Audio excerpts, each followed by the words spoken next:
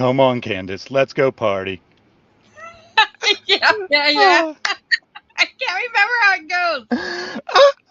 ah. All right, so we are live. Thank you I for blew joining the us. opening. It's all right.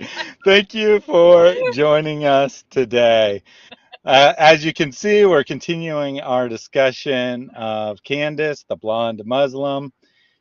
I, since we last had an episode several weeks ago, I reached out to her. She did not reply. I reached out to her a second time. The first time I was very friendly, said I just wanted to have a conversation. The second time I warned her in no uncertain terms that if she were to come on, I would have a friendly conversation, but if she did not, I would be harsh with her. Hence why we now have this thumbnail. She's projecting herself as some kind of expert in Islam. She has on her website where you can pay her $200 an hour for advice on being a Muslim, when, of course, she's not remotely qualified. So she has decided to project herself to make herself a public figure. She is fair game for criticism as a result. So we are going to continue the video where we left off. We're going to be looking at her advice that you should be giving to your Christian relatives, your Christian parents, on how to talk to them on your conversion to Islam. And we're going to see that it all comes down to gaslighting. Her advice is basically tell your parents a bunch of untrue things, but make them believe that they're having these thoughts on their own by using suggestive language. She doesn't say it in those terms, of course, but that's ultimately what it boils down to. Christian Hijab, you want to say a couple words of introduction? Welcome back to the Yeah. channel. Oh, hey friends. Thanks for having me back. I'm so grateful. I hope your audience is prepared for a marathon of run-on sentences because that is the only type of running I endorse. And yeah, I'm just happy to be here and so grateful for the opportunity to go over this video because what is written in these books is it matters. It is so important because it doesn't stay in the books. And for those who aren't familiar with me, I know I say this every time, but just in case, and I also like repeating it. One person commented on one of my videos, I've seen this woman's channel and she does nothing for humanity. She could be doing humanitarian work. And for those who are familiar with me, it's kind of funny because this is new to me. What's not new to me is doing humanitarian work. And my husband and I dedicated a good portion of our lives helping refugees. They have our heart. And we also lived in Iraq for a time, helping the victims of ISIS. So started studying Islam because I wanted to know what the true Islam is. Is it what my beautiful Muslim friends here in America believe? Or is it what ISIS was portraying? And so it's so important to go to the books and read for ourselves. And so our friend Candace does not provide very much on sources for many of the videos that I've seen of hers. So, but I really want to start out tonight because August is the anniversary of when ISIS attacked the Yazidi villages. And so I purposely just want to share this one little clip because these are my friends. I lived amongst them and showed up in refugee camps all the time. But um, yeah, sorry, I am so squirrel, so I look down. Oh, maybe I should. Yeah, maybe I should put the comments on the screen You and can. distract you. I need to get better. Thaddeus is so kind and patient with me. I told him I get very nervous with lives. So you're going to get a lot of but I just love Jesus so much that I'm willing to do whatever he asks of me, whether I'm good at it or whether I'm comfortable. So here we are, and it is important for all of us to be uncomfortable. And watching this clip we're about to watch is very uncomfortable, because this is when ISIS just collected a bunch of Yazidi girls and they're getting ready to separate them. And so it's one thing to discuss it when it's just words on a page, but I want you all to actually experience it. So go ahead and play that clip for me, Thaddeus. Yep, Thank you. just this quick comment from Mr. Uzair, not to be funny, but Christian Hijab looks like Mother Teresa. Well, I think that Why, thank that's you. a compliment. So, I'll take it. yeah, exactly. And Mr. Uzair, of course, he's making fun of the Quran's claim that the Jews say that Uzair is the son of God, when of course they are no such thing. So great username there. All right, so let's go ahead and watch through this video. It's just a minute long.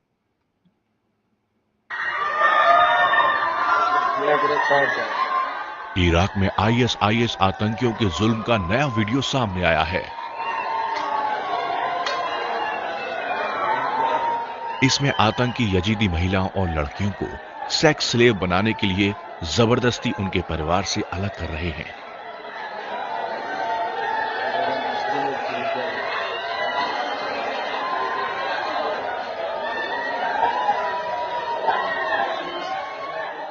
लेकिन चीखती चिल्लाती ये बेबस महिलाएं आतंकियों का विरोध भी नहीं कर पाती।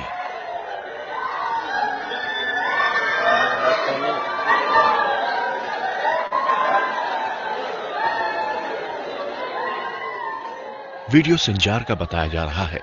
यजीदियों पर आईएसआईएस का ये अत्याचार लगातार जारी है। पिछले साल तो संजार में हमला कर 5000 यजीदियों की हत्या कर दी गई थी।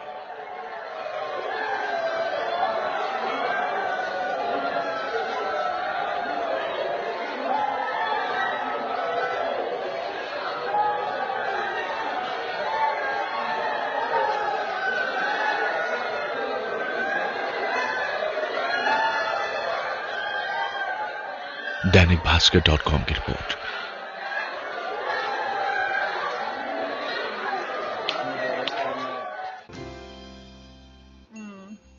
All right, so a couple Thank you. people just arrived and asked what is Yeah. happening, and this was ISIS dividing up the spoils of war, so to speak. Yeah. So every time you see, Muhammad saying what your right hand possesses, that's what that is. That is the sound of mothers and daughters screaming as they get separated from each other. And those are the beautiful girls that I spent so much time with. And so people, I know, if there's any Muslims in the chat, I get accused, all of us here get accused of being just so hateful. Why would you do such a thing? Say things about Muhammad.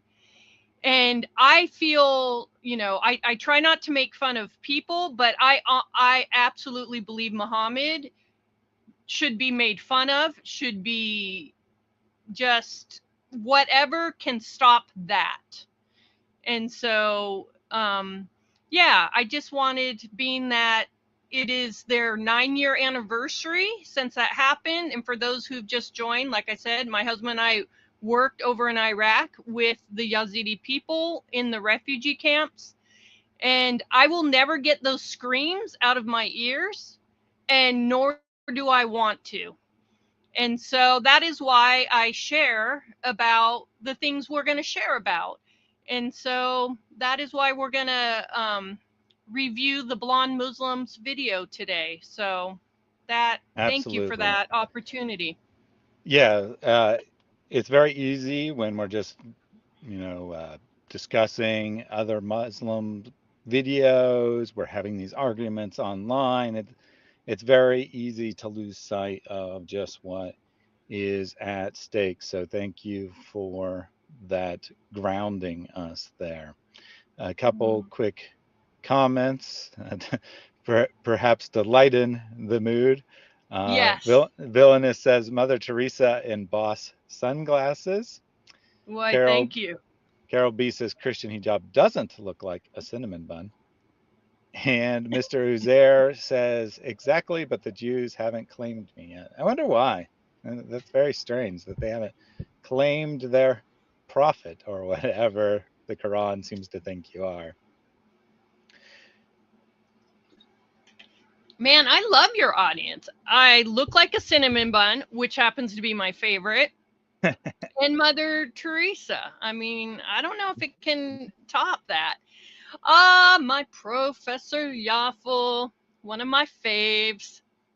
I So just love that lady. last time you were on here, you were at about 950 subscribers. You made a comment about being just short of 1,000.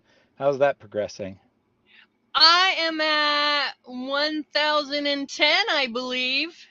Awesome, Just awesome. Let's give a round of but applause for hitting that busting milestone. through barriers, people. Breaking down those walls. Absolutely. Uh, So if you're interested in checking out Christian Hijab's channel, there's a link to that in the video description. So let's go ahead and dive into the video from the Blonde Muslim. We will be starting at approximately 7 minutes in the video. I've said this is part two. You don't have to see the first part of our arguments to understand what we're going to be saying today, but just some context as to why we're starting in the middle of the video. We have played through everything that came before it, and we're going to relook at this clip to get us started. Some of the things are, like for me, I didn't know until I researched that Jesus isn't God. I didn't know that Jesus dropped on his face and prostrate. I didn't know that Jesus in the Bible actually says, don't worship me, I'm nothing without my creator. And to be able to say something like that, and then they have to think about it, and then you go, what do you think of that? Hey, what do you think of the first commandment that says, do not take associates? And I didn't realize until I did some research. And you have to say things like this. I love the Bible, and I think it's great because there's so much information that brings me closer to God. But the difference is that a lot of people manipulated it and twisted it over time. So this is the gist of her strategy is that you say things that are completely untrue, like, did you know in the Bible Jesus says, don't worship me? Which totally is not anywhere in the Bible. She just no, totally made that up. But you phrase it as this question and you try to get them thinking, as she says. This is like textbook gaslighting. Make the person, she's saying, fill their head with this propaganda, but phrase it in such a way so that they think they came to the conclusion on their own, that they actually read the Bible and found out that Jesus says, don't worship me in the Bible, which he doesn't. But she's banking on the person not challenging it, not looking it up, and just being like, oh, sweetie. Because again, she's supposedly talking, the context is someone wrote her and asked how to talk to her Christian parents because she just converted to Islam. So this is what she's telling you to tell your parents, right? To, and take advantage of the situation where they're probably going to be like, "Oh, sweetie, I'm glad that you're happy," or whatever, right? And tell them this nonsense where they probably won't want to have an argument with you. she literally says she banks on, they're not going to know anything anyways. And, it's, yeah, there's a lot of deception that she promotes. Absolutely. So we already commented on this in more depth on the specific things she said, so I won't repeat those that information, but I did want to highlight this because this is why I titled the video as I did about Christians being gaslit. And we're going to see that theme over and over and over again throughout the video. But this was her first tool to how to have conversation, was say things like, I don't know, I didn't know this until I read the Bible. Did you know that the Bible says this? Did you know that Jesus was a Muslim? Anything you can throw out there, but always phrase it where it is something that will make the person think, as she put it, that they came up with the idea on their own. And I'm we so have a sorry. I think it's very, very appropriate that Hijab comes out here and throws his shirt to the blonde Muslim. I mean, Eh, we discussed this extensively the first time, but she does not follow Islamic dress. She doesn't follow Islamic teachings about what women are to do. And so she's very halal. I mean haram. She's very haram, and, and thus it's perfectly appropriate for the men to be throwing their shirts at her, as people speculated. Not me, just people in the chat. I'm not saying anything, but people speculated that the reason she charges $200 for an hour session with her is that she does a little bit more than just talk. She might take off some of her clothes or something. I, I don't know that, I, right? But I, I'm not going. I'm not going there. I, but yeah. But, Yeah, so the blonde lady is a Muslim for real? Well, I mean, not for real, but she identifies as one. She calls herself a motivational revert. yeah, and you notice in all, like we said, you notice in all her videos, there's just no. I think she does grab a Quran once, but she really does not back anything really Hmm. with any sources.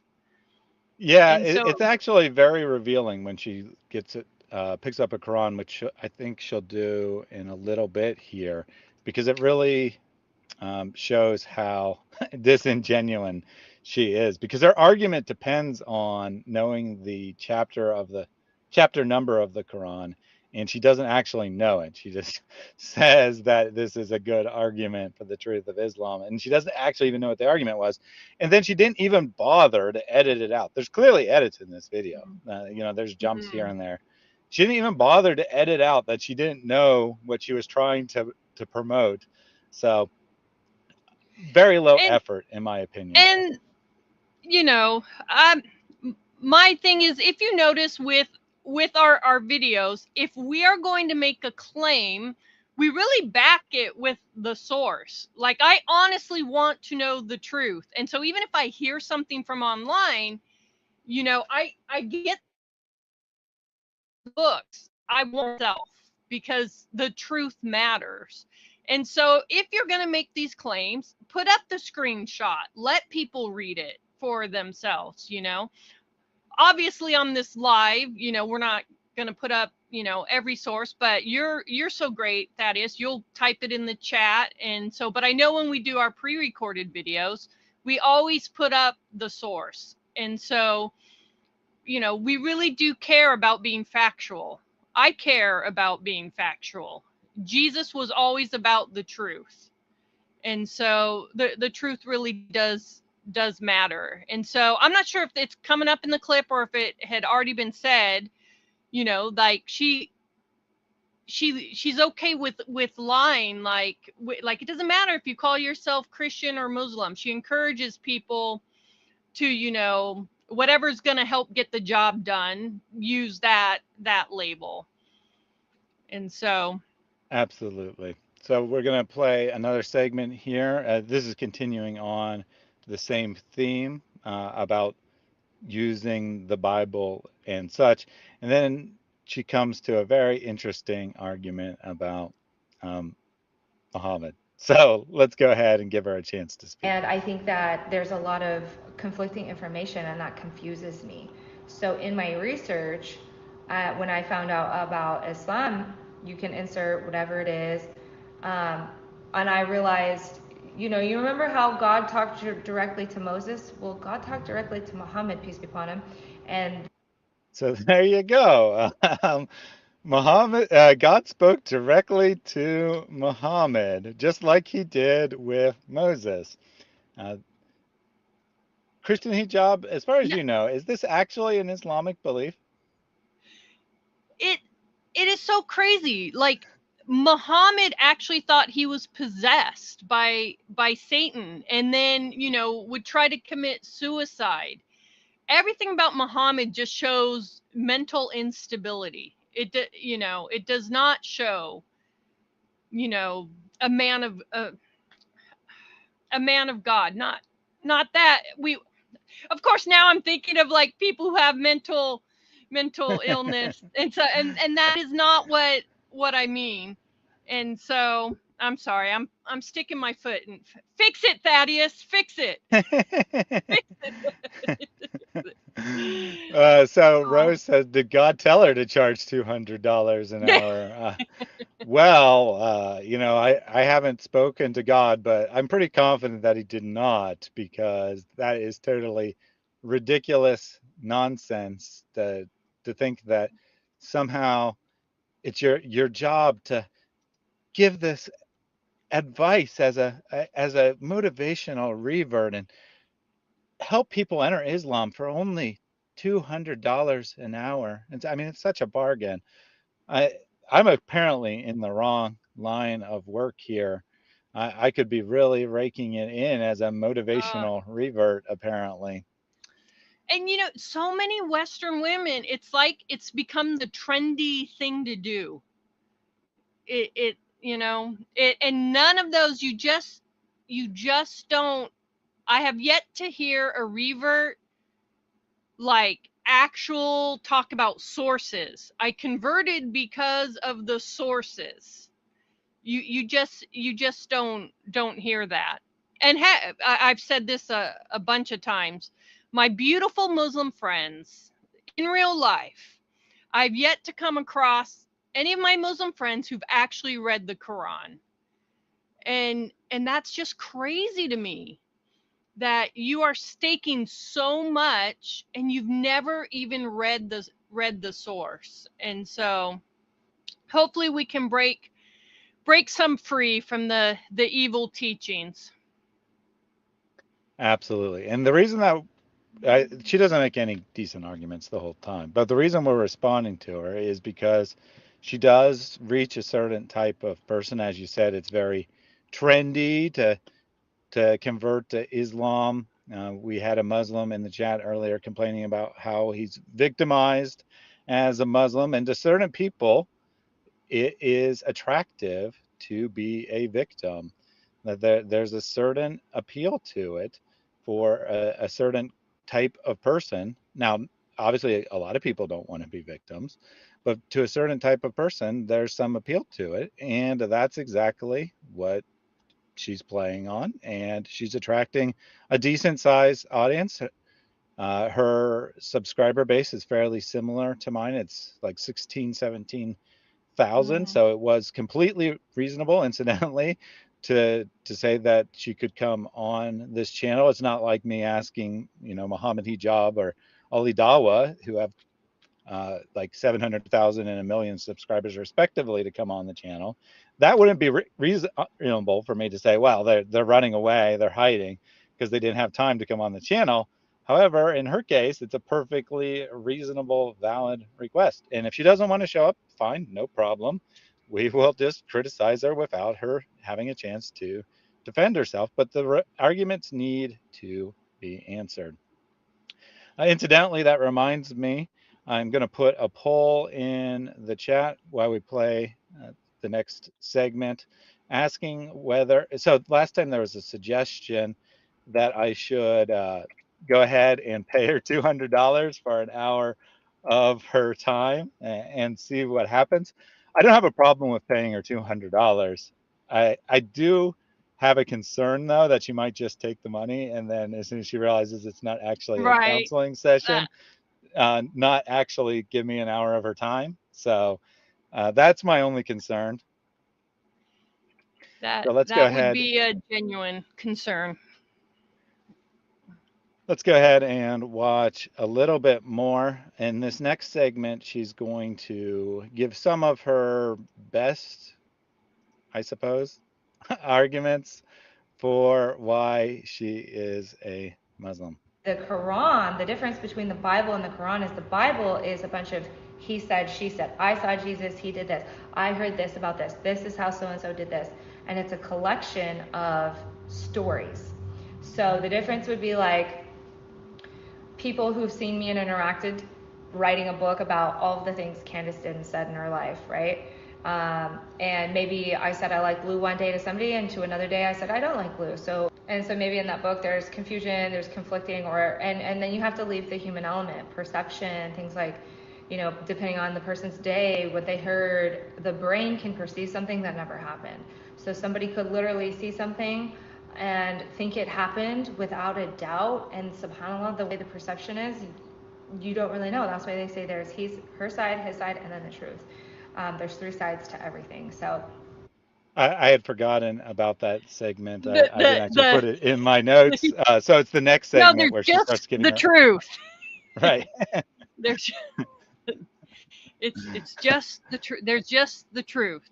And you don't get that with Muhammad. You are basing everything off one man, where the Bible, from start to finish, it's coherent.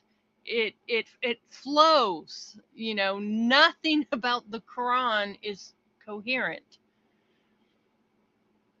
So we do have some mixed answers to that proposal there. So continue to share your thoughts on that. Professor Yoffel says just tell her what the $200 is for. The problem is that's not an option. Like, I mean, I could email her and say, I'm willing to pay for your time. I could try that. Um, but as far as the actual sign up goes, you pay the money when you sign up, and then you you you directly book a specific hour on her calendar that's available, and so you can't pre-tell her what the money is before she or what you want to do collect before she collects the money. So that's the problem there. I guess I could try emailing her and be like, well, since you won't have a conversation on the merits of Islam, will you at least let me pay you $200 to get your reasons? And it looks like Christian Hijab just dropped off, so we'll give her a chance to sign back on before I play more of the video. I'll go ahead and read some comments here. Muslim pays $200 for 2-minute muta or blonde clairvoyance, $200. Marco says, I want muta with her. No, you don't. Don't be like that, Marco. Song says halal Barbie. I think that's regular Barbie. This might be haram Barbie. I don't know. Could go either way. And which one is haram and which one's halal? Of course, you're not allowed to have dolls or images as an adult, but children are allowed to play with dolls. Yeah. So since we got some technical issues here, I'll take this question. Can I get an answer real quick? Thank you. What is the best English translation of the unholy Quran? So that kind of depends on what you mean by the best translation. I usually just start with Sahih International since it's the most popular translation, and it's not too bad as far as like hiding things. It does in a few places where the polemic's well known, but for the most part, it's fairly decent on its accuracy. Um, as Andrew Martin says, however, Usama Dakduk, Christian apologist, has a translation called The Generous Quran, I believe. And that one is, I would definitely consider cross-referencing a translation that Muslims will follow with that. The other one that I like to look at is the Arbery translation. Unfortunately, the language is somewhat archaic. It does use some strange, unusual words here and there, to the modern hearer. But Arbery was not a Muslim. He was just a scholar of Arabic, and thus his translation is pretty good if you can get around, if you don't mind the somewhat difficult to understand English. Yeah, so he says something without much interpretation, something that gives me a clear text. So Arbery's good. It's what scholars generally consider the most literal translation. And I also would recommend the Samodactyc's translation. Or, as Professor Yoffel says, we're waiting for too many Marys translation, and that should be excellent when she completes that. I definitely will trust her translation more than any other once it's complete, but that might be a year or something before that. Welcome back, Christian Hijab. I was able to successfully fill the time with some audience questions, so no worries. Can you hear me? Uh-oh, I don't think she's hearing me.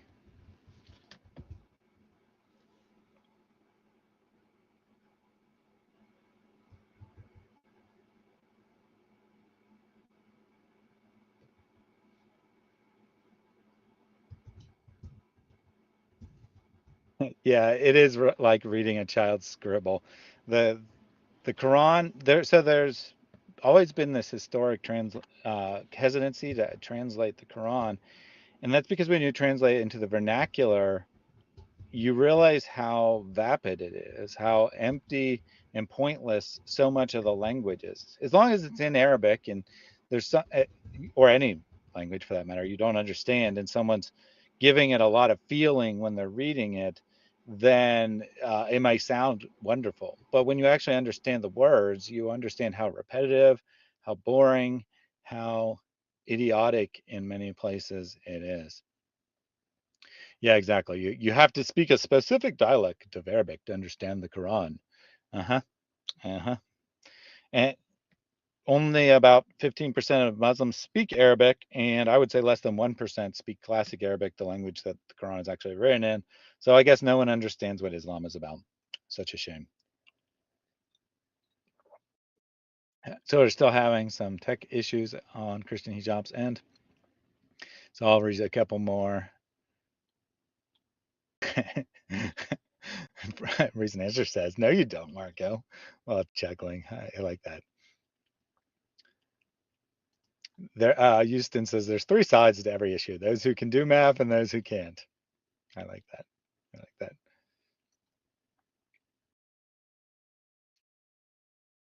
The $2 shop has cover to cover Quran. I'm not quite sure what you're saying. That you can get a discount copy for $2, maybe is what you're trying to say.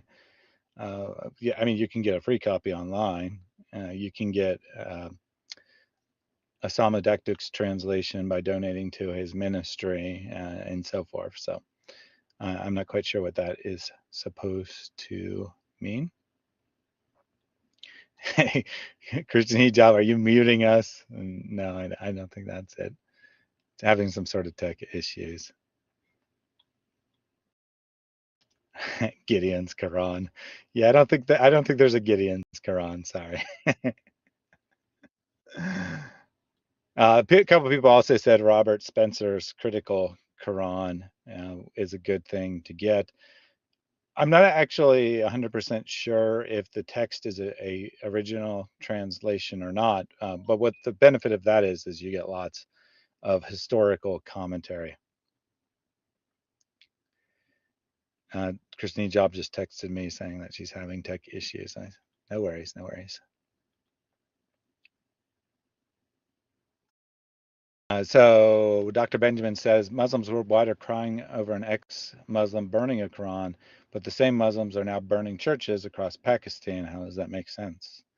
Well, it makes perfect sense as long as you are a Muslim and you believe what Allah teaches, that you are the best of all creatures and everyone else, especially Christians, are the worst of all creatures, that it is your job to show them that they are inferior, to subjugate them, to make them feel subdued, which means that there are different rules that apply to you and everyone else. So if someone burns a Quran, well, that's blasphemy and needs to be punished to the maximum extent of the law, especially if that law happens to be Pakistani law, where the blasphemy carries the death penalty. But if you burn down a church and people die, then no big deal. They had no value anyway, according to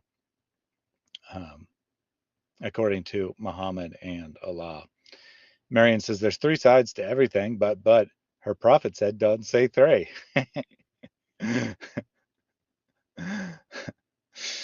When you apply makeup, be sure to use a shovel, an industrial fan. Allah knows best. Sahih Barbie.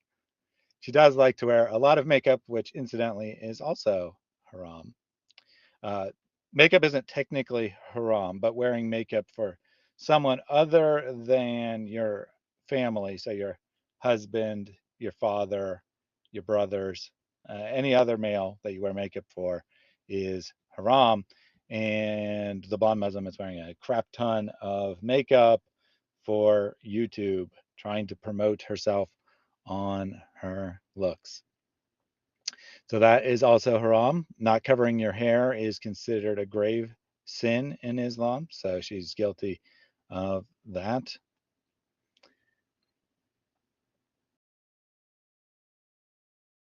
What's Bible study topic tomorrow, Thaddeus? I actually haven't looked. I can pull it up real quick. While that's loading, let me take another comment here. Just the pretty cover while hanging. Mm-hmm, mm-hmm.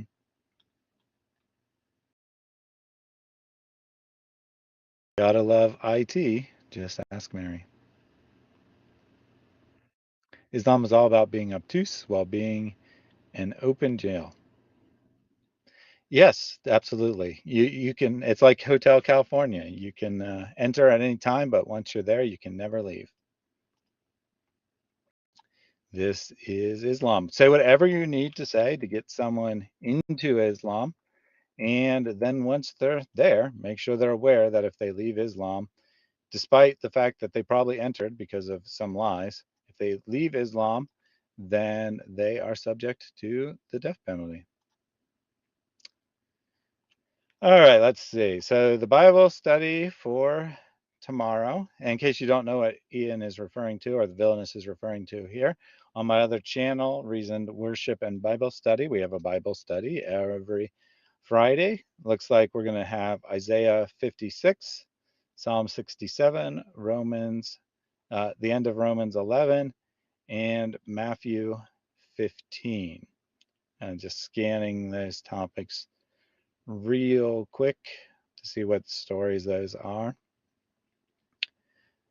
And the foreigners who join themselves to the Lord to minister to him, to love the name of the Lord and be his servants, everyone who keeps the Sabbath and does not profane it and hold fast to my covenant, these I'll bring to my holy mountain and make them joyful in my house of prayer. So we have a universal message here in Isaiah, that the message of salvation is no longer just for Israel, or really never was just for Israel, but is for all people. And we see that here in the Old Testament. It's not a New Testament idea. Looks like the psalm is about all peoples praising God. So, same idea about the universality of the biblical message. Romans 11, for the gifts and calling of God are irrevocable. For just as you were at one time disobedient to God, but now have received mercy because of their disobedience, so they too have now been disobedient in order that by mercy shown that they also now receive mercy. So it's about subjecting, appropriate for a Islamic stream, subjecting your will to God's will as a believer, that you were first shown mercy by God, and even while you were disobedient. So now, because of his mercy, you are obligated to be obedient in your new flesh and your new life as a Christian. And then finally, the gospel here from Matthew 15. And Jesus called the people to him and said, hear and understand, it is not what goes into the mouth that defiles a person, but what comes out of the mouth, this defiles a person. So talking about the different, obviously that line specifically is about food, but the broader context of the passage here is similar but different than the Old Testament passages about the true nature of the law and how it's not just about following certain teachings, but rather it is about having a heart for God, and thus it's available to all people. And I see that it includes Muslims' favorite line. Well, not their favorite, but one of the top 10. When Jesus says, "I was sent only to the lost sheep of the house of Israel." They don't, of course, bother to read the rest of the passage and see that Jesus gave this line because he knew that the woman would respond, the Gentile woman would respond in such a way that would demonstrate her faith, and then he would say that you are healed because of your faith, i.e., showing that the message is universal despite the words that the Muslim will read. And yep, Christian Hijab has been using her neighbor's Wi Fi again. Shame on her. Reading the Quran is a good way to lose brain cells. Just do it in moderation, you know. I forget who said this, but a great quote about how reading the Bible fills you with uh, spirituality, but reading the Quran is a great form of penance. You do it as repentance for your sin. You read the Quran to punish yourself, in other words. Spencer's commentary is great. Absolutely. He shares a ton of his knowledge in his critical Quran. I'm waiting for the Christian Prince Quran. It is interesting that he hasn't made a translation for sure. Since he does speak Arabic fluently and has written several books, I'm rather surprised that a translation of the Quran wasn't higher up on his to-do list. Allah doesn't even know what a pair is. Is this a reference to all creatures coming in pairs? Not quite sure.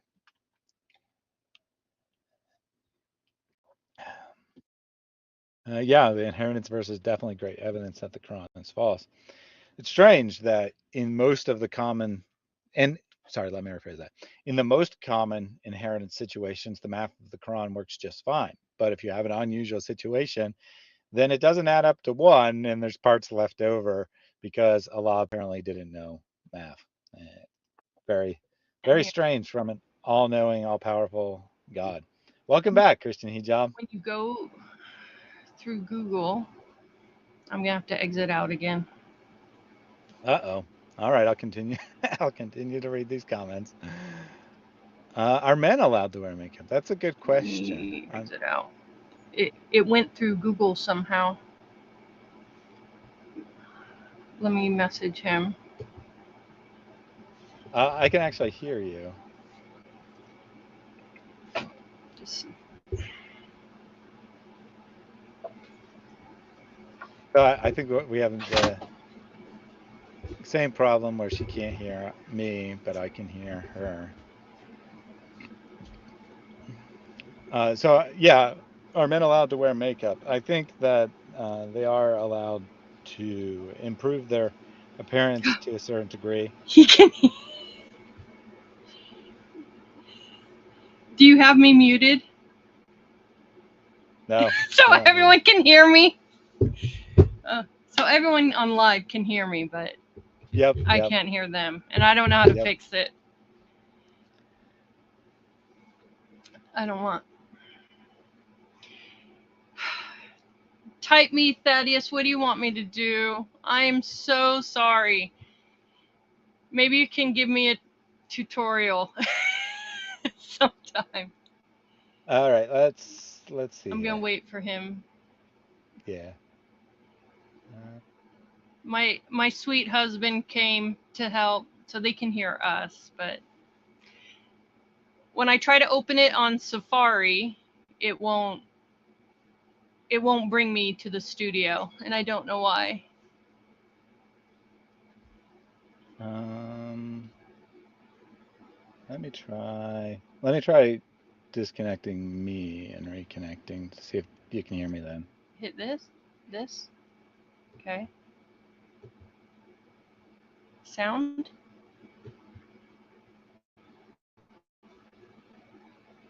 Output or input? Maybe this one? This one?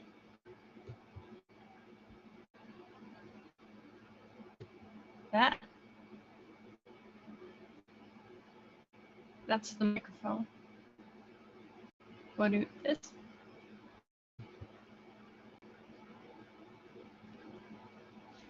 Any luck? Can you hear me now?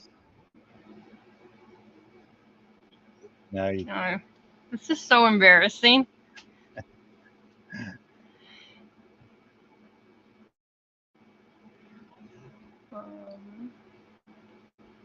All right. So here. Did that? I don't think that's doing anything. But this is my microphone. So here's what we can potentially Oh, but I can't hear do. them. They can hear me. Silly. Yeah. Speakers. Volume. All right. So I'm just going to continue. Okay. Move to StreamYard. Yes. Okay. I have better experience. I mean, I'm more experienced with StreamYard. I am so sorry. All right, everyone. I'm going to stop the stream for a second here, and we'll pick it back up.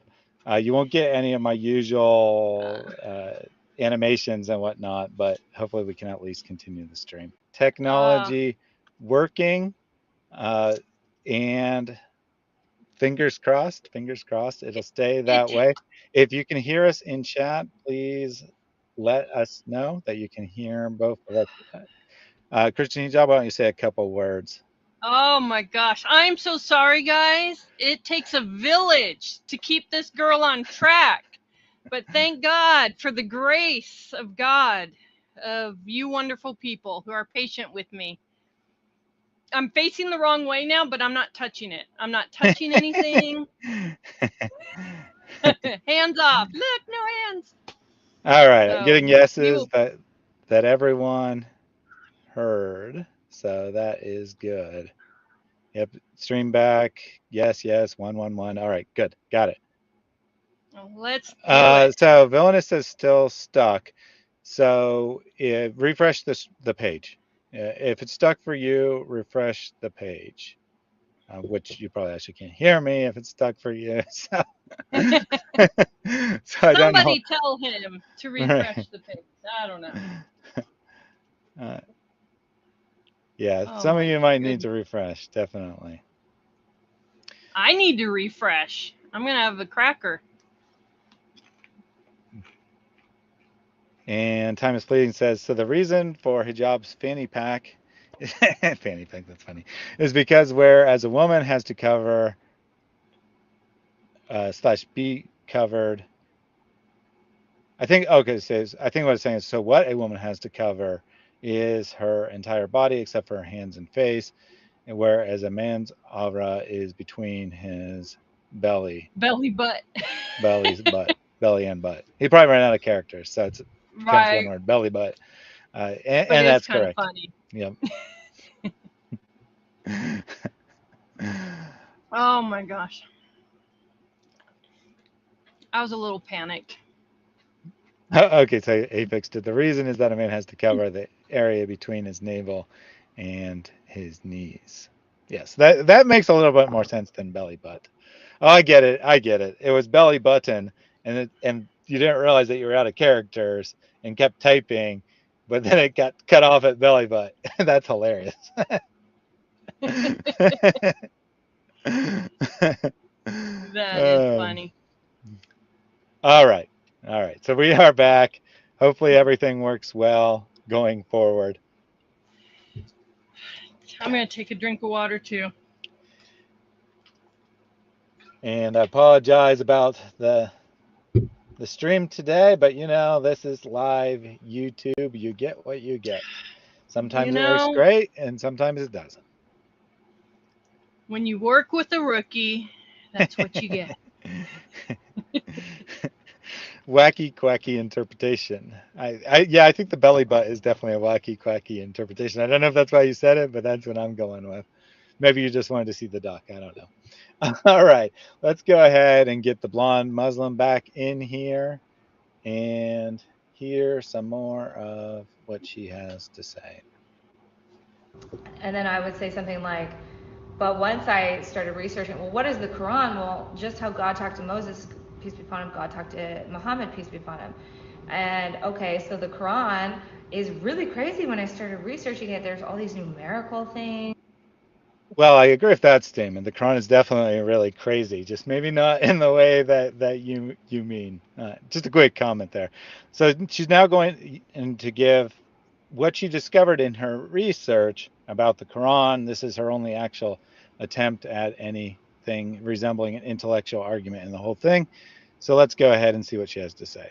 She already said numerical stuff, and now she's going to give some examples.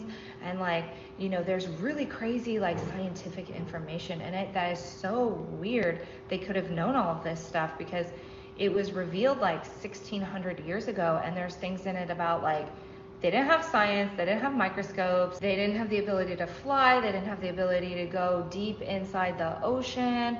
And it's like so crazy when you research the Quran, um, to know that like, wow, how could hypothetically, let's say hypothetically, Muhammad sallallahu alaihi wasallam wrote the Quran? Because you're going to be talking to somebody who doesn't know what they're talking about. Right How there. did he know the way the clouds are formed in the sky? Almost 2,000 years ago, they didn't have airplanes, and the Quran says that the clouds, when it rains, the clouds stack. They stack, and then the rain comes through it and drops. That's literally how rain happens. How could Muhammad, peace be upon him, have known that? He couldn't fly. Oh my gosh, how could he know about clouds? He couldn't fly. This is so I know. miraculous. And she's adding, I'm sure, a lot to the Quran. Like typically whenever they, say those, the scientific miracles, it's saying, and then Mhm. what it and they definitely don't want to take what it says, on the scientifical miracle of where sperm is created. What is that? I'm not touching anything on the computer, so like I'm trying to find my notes because I'm scared to touch it. Well, I know it is. It was in, especially in the Sahih International, Surah 86, 5-7. It reads, "So let man observe from what he was created. He was created from a fluid ejected, emerging from between the backbone and the ribs." And what you guys have to realize is they know we're bringing this stuff out, and so they're starting to hide it in the English translations. And what does that say about your faith when you have to like try to bury all this embarrassing stuff? So, uh, well, I would apologize for laughing, but I don't think I actually should apologize because she literally said that Muhammad couldn't have known the clouds were stacked up when it rains. All you have to do is look upward to see that clouds are further away than other clouds. But let's go ahead and look at the verse is that she is referencing anyway. She doesn't say anything, right? That it, actually, let me play a little bit more because both of the verses are back to back that she is referencing. So let's get her back up on the screen and play another 15 seconds or so. Okay, well, science also has recently discovered that there's underwater waves. Super, super, super deep in the ocean, there's actually waves underneath there. How could Muhammad, peace be upon him, have known? He didn't have equipment to go down that deep. This is modern times. It's really crazy. Really crazy. How could he know that there was waves under the water and stuff? It's not like people didn't have ships that had Right? underwater portions, and even if they didn't see underwater waves, they felt the effect. And plus, it's kind of the natural conclusion that if you see something on the surface, it probably extends below the surface. But like I said, let's go ahead and look at the verses just for, just to give her the benefit of the doubt. Maybe there's something miraculous in this passage after all. Yeah, she did a terrible job of explaining it, but other Muslims will make a more thorough argument. I did appreciate Nicholas saying, "What do you mean Muhammad didn't know how to fly? He had flying carpets, and he also had a flying donkey." So he just went up and looked at the clouds himself, I guess. But anyway, let's go ahead. Oh, and I did also enjoy. You might be talking with people who have no clue what they're talking about. They might say that God didn't write the Quran, but that's because they're ignorant, stupid fools. Sure. All right. So starting at 24:39 for a little bit of context, it's part of a passage of you should believe, because the Quran does this a lot. It does a lot of appeals to natural theology, which is perfectly fine. And this is a criticism of the Quran. But it will quite often say that people should look at nature, see things that are obvious to them, and realize that there's a creator. And then Muslims will go to these passages, which the original audience is supposed to see as miraculous, but not in the way that Muslims today, like, advanced scientific knowledge, but they're supposed to look at the world and say, yeah, it is really designed. It's clear evidence of God, and that's what's happening here. But those who disbelieved, their deed are like a mirage in a lowland, which a thirsty one thinks is water, until when he comes to it, he finds it is nothing, but finds Allah before him, and he will pay him in full his due, and Allah is swift in account. Or they are like darkness within an unfathomable sea, which is covered by waves, upon which are waves, over which are clouds, darkness, some of them upon others. When one puts out his hand, he can hardly see it, and he to whom Allah has not granted light, for him there is no light. Do you not see that Allah is exalted by whomever is within the heavens, and the earth, and the birds with wings spread? Each has known his prayer and exalting, and Allah is knowing of what they do. And to Allah belongs the dominion of the heavens and the earth, and to Allah is the destination. Do you not see Allah drives clouds? Then he brings them together, then he makes them into a mass, and you see the rain emerge from within it. And he sends down from the sky mountains, not of clouds, shame on you, Sahih International, within which is hail, and he strikes with it whom he wills, and averts it from whom he wills. The flash of its lightning almost takes away the eyesight. Allah alternates the night and the day. Indeed, it is a lesson for those who have vision. Allah has created every creature from water, and of them are those who move on their bellies, and of them are those who walk on two legs, and of them are those who walk on four. Allah creates what he wills. Indeed, Allah is over all things competent. So reading the context here, you can form your own judgment, but I think it's pretty clear that what I said is correct, that Allah is pointing to things that are obvious to the original audience and saying, you see all these things, you should believe in me. And as I already pointed out, there's nothing miraculous about knowing that there's clouds on top of other clouds. It's literally just a description of a thunderstorm. Is what is being described, and somehow this is supposedly miraculous knowledge. Mm-hmm. Yeah, how did Muhammad know that rain comes from clouds? He was such an ignorant, stupid moron that he couldn't have possibly known that on his own. That's what these arguments amount to.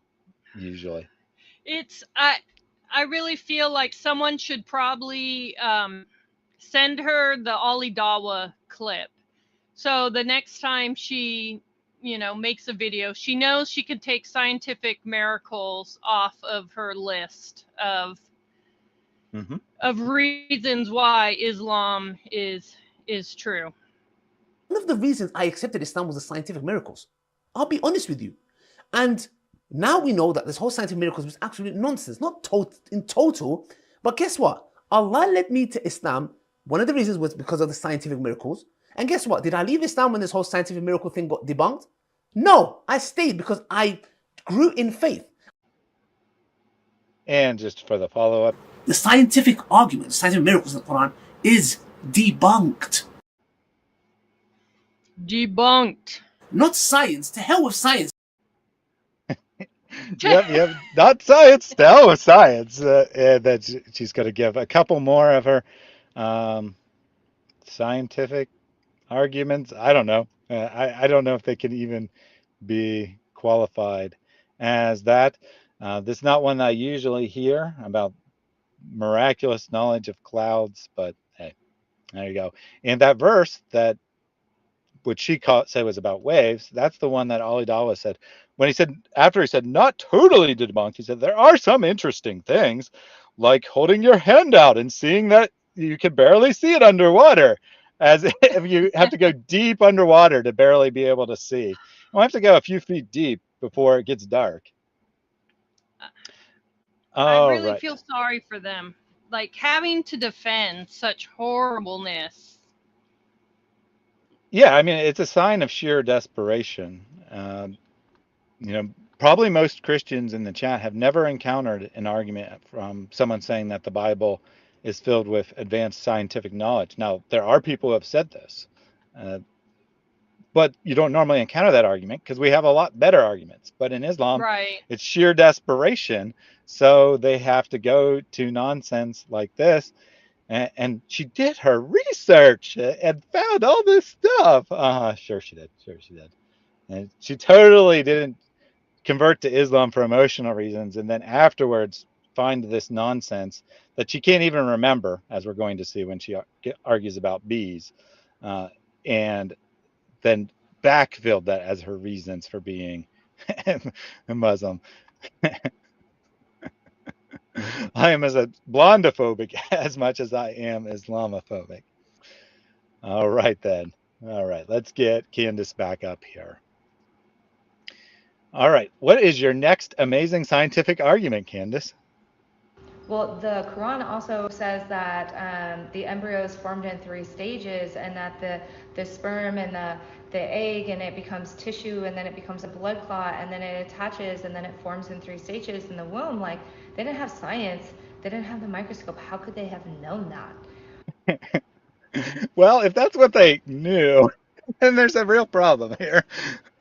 Because one, she misstates the order from the Quran, and two, it's not remotely scientifically accurate. At no time is someone a blood clot, right? She's like, Right. at least she says what the Quran actually says. Usually they try to claim it means something else, but she's like, how did the Quran know that we used to be blood clots? This is miraculous. Alhamdulillah.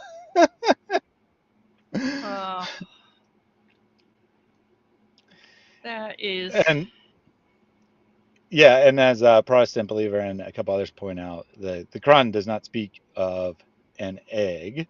She made that part up, but then she couldn't get the Quran right, right? So this is why I'm so critical of her. She's claiming to be an expert. She's claiming to be able to teach people. She doesn't get the Quran right. She doesn't get the argument right, and she makes up lies about what the Quran says. So it's a triple whammy. She doesn't get the Quran right. She doesn't get the stupid argument that she's trying to repeat right. And then she's also lying by repeating the argument. So it's a triple whammy of ignorance and stupidity and just generally not caring about the truth in any way. She's just saying stuff, not even bothering to check, not bothering to get these facts before she records the video. And you'll see her looking up and to the left a lot, which I think is kind of her tell that she doesn't know what she's talking about. Because every time she goes to one of these arguments, she's kind of like looking away from the camera, like, what am I supposed to say again? I can't remember. Oh well, let's keep rolling. I don't want to look it up. That would take effort. It, and it's so hard. Every argument that the Muslim, she's repeating, you can just tell she's repeating what she's been told, hasn't looked it up. The Quran's been perfectly preserved, all the standard arguments, which they've all been debunked. And so it's just so I feel bad that Hmm. Muslims, have that much pressure to have to defend such lies. Oh, that's Definitely. right, Nancy Owen. Yeah, so Nancy points out here that the Quran states that a baby's bones are formed first, then covered by flesh, rather flesh and the cartilage models for future bones develop at the same time. There goes embryonic development. She also claimed that the Quran says that there's 3 stages of development, which it does not. She's confusing the idiotic argument about 3 layers of darkness with 3 stages. She said that the Quran says first comes the flesh, then the blood clot, then the bones, which is not the order at all, right? That's not even the order of the Quran. So she just has no clue about what the Quran says or anything.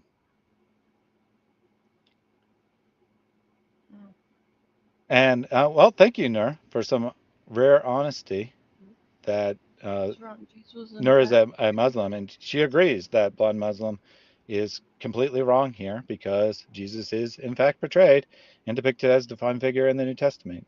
Well, thank you for that. That was, that was probably 30 minutes ago that we are talking about that, so I don't know if you're behind or what, but I still appreciate the honesty. Yeah, I'm always impressed. I love honesty. I always say truth over tribe. That's what Jesus was about. He's always about the truth. Mhm. All right, so embryology, she kind of fell on her face and she couldn't even get the Quran right and why she's pretending that this is the accurate sequence of events. So let's see her argument about the bees. And then you have to say, Muhammad, peace be upon him, was illiterate. He couldn't read and write. The nuances. Actually, let me stop it right there because she says you have to say this. You have to say that Muhammad was illiterate and couldn't read and write, which is very telling, actually. She's revealing the methodology here that you make it seem like Muhammad was completely incompetent. If this was actually miraculous knowledge, it wouldn't matter. He could be the most smart person in the entire world and it would still Right. be obviously miraculous. I So never I just. understood how that's a great argument. Mhm. That's ridiculous. All right, let's go ahead and see the argument about the bees. Of the Quran, specific words are said twice as much as others. One thing for me is the chapter of the bees, which I thought was really crazy because I think it is chapter, is it 16 or 18? Let me get my Hmm. Quran and look. Hold on. Hmm. Okay, I'm back. So the bees is. You have the bees. Okay, so the bee is chapter 16 and it is written in female tense. Now, in modern times, science has discovered that it is the female bees that are important. They're the queen bees, and then you have all the drone bees. Now, it's chapter 16, it's written in female. God's talking about honey, and then bees have 16 chromosomes or 16 sets of chromosomes, whether it's the queen bee, whether it's a female or a male. So it's like there's so many little nuances. The more you know, the more you're like, wow, this is so crazy. So maybe research some of the. That part's true. It is crazy. Yes, That absolutely. I, The more you whenever know, there's the a more you. truth whenever there's a truth being told, I just want to highlight it. That Mhm, part was mhm. true. What she said. It is absolutely crazy. Absolutely. The more you know, the more you know how crazy Islam is, which is what she said. Well, she said the Quran, but same idea. Female tense, yeah. I mean, that's the least of the problems here, but it's not a tense, it's gender. Tenses are verbs, genders are nouns. Uh, but so there's many things. One, she says, I don't know if it's chapter 16 or 18. Uh, Actually, I may not have played it far enough. Did she say about chromosomes? No, I don't think she I did. don't Let me think play. so. Yeah, let me play Yeah. a few more seconds here. Those things so that you have a repertoire to be able to bring these into conversations. The other thing I'll say is like they want to do, is it the Bible or the Quran? No, either she didn't say it or I thought that she did end up saying it. So she starts with the stupid gender thing, and then I think she did mention the chromosomes, but she I kind of botched it. So if I remember right, Yeah, she does say it in some fashion, but she kind of botches it. It's hard to understand what she's trying to say. there's so much. Like if we pick every, Yeah. So we I could did want go. to. Yep. Go ahead. Yeah, I do want to address just real quick. So uh, bees can only be female. It's just a property of the language. The word bee is female, but words have gender in Arabic, like they do in a lot of languages.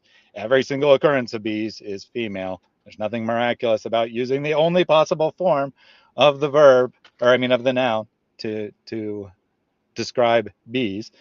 Additionally, ancient people knew that, or at least speculated. I guess they didn't strictly speaking know, but speculated that the ruler bees were female and the worker bees, uh, or the drones, I mean, were male. So that all But the bees except for the drones are females.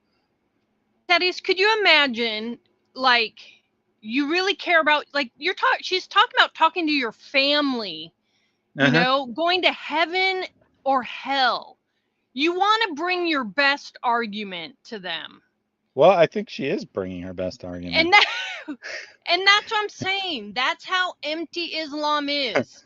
That when it comes to, I want to save my family from eternal damnation, and your best argument is bees.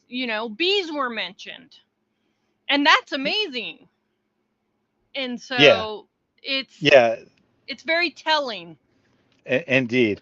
And as Houston points out, so she did say, and I wasn't mistaken. I just missed it on the replay, but she says that, is it 16 chromosomes or 16 pairs of chromosomes? I can't remember, nor can I remember what chapter it was. Is it 16 or 18? But I know there's something special about this. Let me go get my Quran and look it up. Oh, it's 16. Yeah, exactly. Bees have 16 chromosomes, or maybe it's 16 pairs of chromosomes. I can't be bothered to even give the stupid argument correctly, but you should totally convert to Islam over this. Uh-huh. It And totally makes if sense. you're going to use it as your point, because hey, I own the fact, did I do great in science class? No. I was horrible. But it's like, bring your best game, not things you don't understand. Mm-hmm. Yeah, if she didn't, so she had two options, right? She could have actually bothered to actually study and understand the argument and repeated it, or she could have not given this dumb argument, since it's obviously not one of her real reasons for believing in Islam, since Right. she can't actually remember what the argument is. It's clearly not actually important to her, but she felt the need to put this in here because it's supposedly some kind of miraculous knowledge. When, by the way, Muhammad had nothing to do with the numbering of the surahs. They were decided after his death based primarily on the length of the surahs from longest to shortest. So the fact it's number 16 is completely and totally meaningless unless there's prophets after Muhammad who are responsible for ordering the chapters of the Quran. All right, I beat that to death. Uh, but this is her only real attempt, right? Her only real attempt to make, and well, she makes one other one. So but this is her main argument as far as intellectually goes. The rest is just like, do research and tell everyone about how the Bible says things it doesn't actually say, and hopefully they'll believe you. All right, let's continue on. Which is right. Why do we have to pick between Moses and Jesus? Do we ever pick between them unless it's a matter of choosing Christians? Does a Christian ever say whether Moses is real or Noah was real or Jesus was real? No. Now you have to say God picked prophets to come over time because we get off track. And he sent so many over time. And in the Bible, it actually says that there's going to be somebody else to come. I have an amazing article on this. I will link it in the caption so you can read it. And it's about basically, instead of seeing Jesus and Muhammad, peace be upon them, as rivals, we should see them as brothers and friends for the same cause. Now, I think that's part of society's narrative, is to do that so that we're all fighting about this or this instead of like unifying, because if we all had the right message and like got together, we'd be so powerful. So yeah, we'd be so powerful if just all the Jews and Christians and Muslims, we all got together and we all believed in Islam and we took over the world like Islam tells us to do. We'd be so powerful then. Oh, wait. I I love the comment you highlighted. This poor blonde girl thinks converting to Islam is just a game. She doesn't even know what Muslims will do to her if she leaves Islam. Exactly. And that is the seriousness of which we are talking. You know, today in Pakistan, people are losing their lives because of the teachings of Muhammad. You know, it's not Hmm. fashionable to convert to Islam. So what These you're saying is we can't it's just be friends? Because she says we should just all be friends, and it's society that tells us that only one religion's right. They're all just the same, which is why I converted oh to my Islam, because they're all the same, and I wanted to be a Muslim. I can't remember if she said the yeah, where you know we believe the same things. I don't think she said that part yet, did she? Well, she says it several I times think it's throughout. yeah, it's coming up near the end where you know Yeah, she there's a said, couple things I want to yep. share on that. She definitely says it again. She said it towards the start, but I just looked at my and she definitely says it again. So we'll wait till she says it again Yeah. to bring up that. And just to clarify, although she calls it her article, she isn't actually complimenting herself. It is written by someone else. And again, it's this low effort where she can't be bothered to actually repeat the argument or summarize it or anything. She just says that she read some amazing article, And which, isn't it amazing how like I know I get it on all my videos and I would assume you do too. I get called liar all day long when everything I say, I'm bringing the source. If I'm citing an article, I show the article. If I'm saying I read something in the newspaper, I show it what I read, you know, mhm. where you can find it. So And you just don't see that. and I did just look at my notes. After she does actually talk about the article very briefly here, and then I went and looked up what this supposed great article actually is about. So we'll get a chance to talk to that. Let's hear her summary first. You just have to ask your parents questions like, well, like if the Bible says that, then like who do you think is next? Who do you think is the final? Now they'll go to their Bible in English, like right here I have a Quran in English. They'll go to it and they'll be like, it doesn't say Muhammad right here. But if you get a Bible in the correct language, it says the word Ahmad. Ahmad is a variation of the word Muhammad. Ahmad, Muhammad. And so, like, I posted a video and everybody went to their English Bible and they're like, you're lying. And I'm like, dude, you got to go to the native to see these things. And, you know, you can say, well, and you always want to say, like, So you got to go to the native language. I can't actually tell you what language the Bible is written in, but you got to go to that language, and then you'll see the word Ahmed there, which if actually was the case, right? If the Bible actually predicted the coming of Prophet Ahmed, I think that Muslims would be citing that. So let's look at the article here. Give me 1 second to pull it up.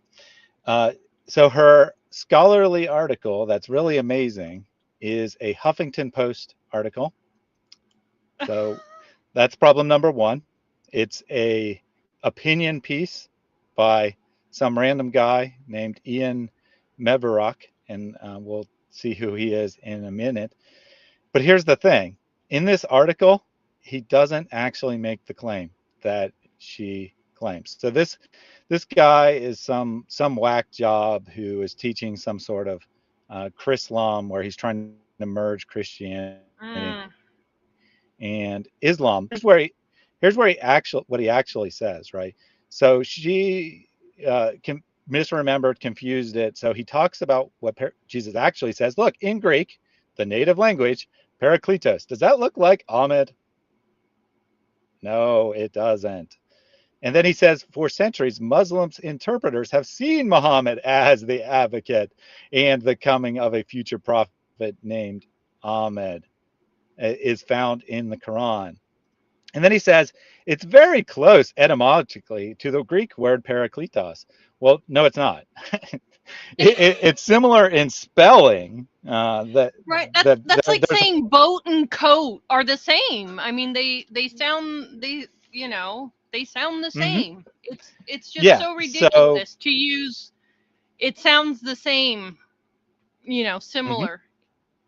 Yeah, if you change a couple of the letters, and then you can get a word that means something very similar to Ahmed.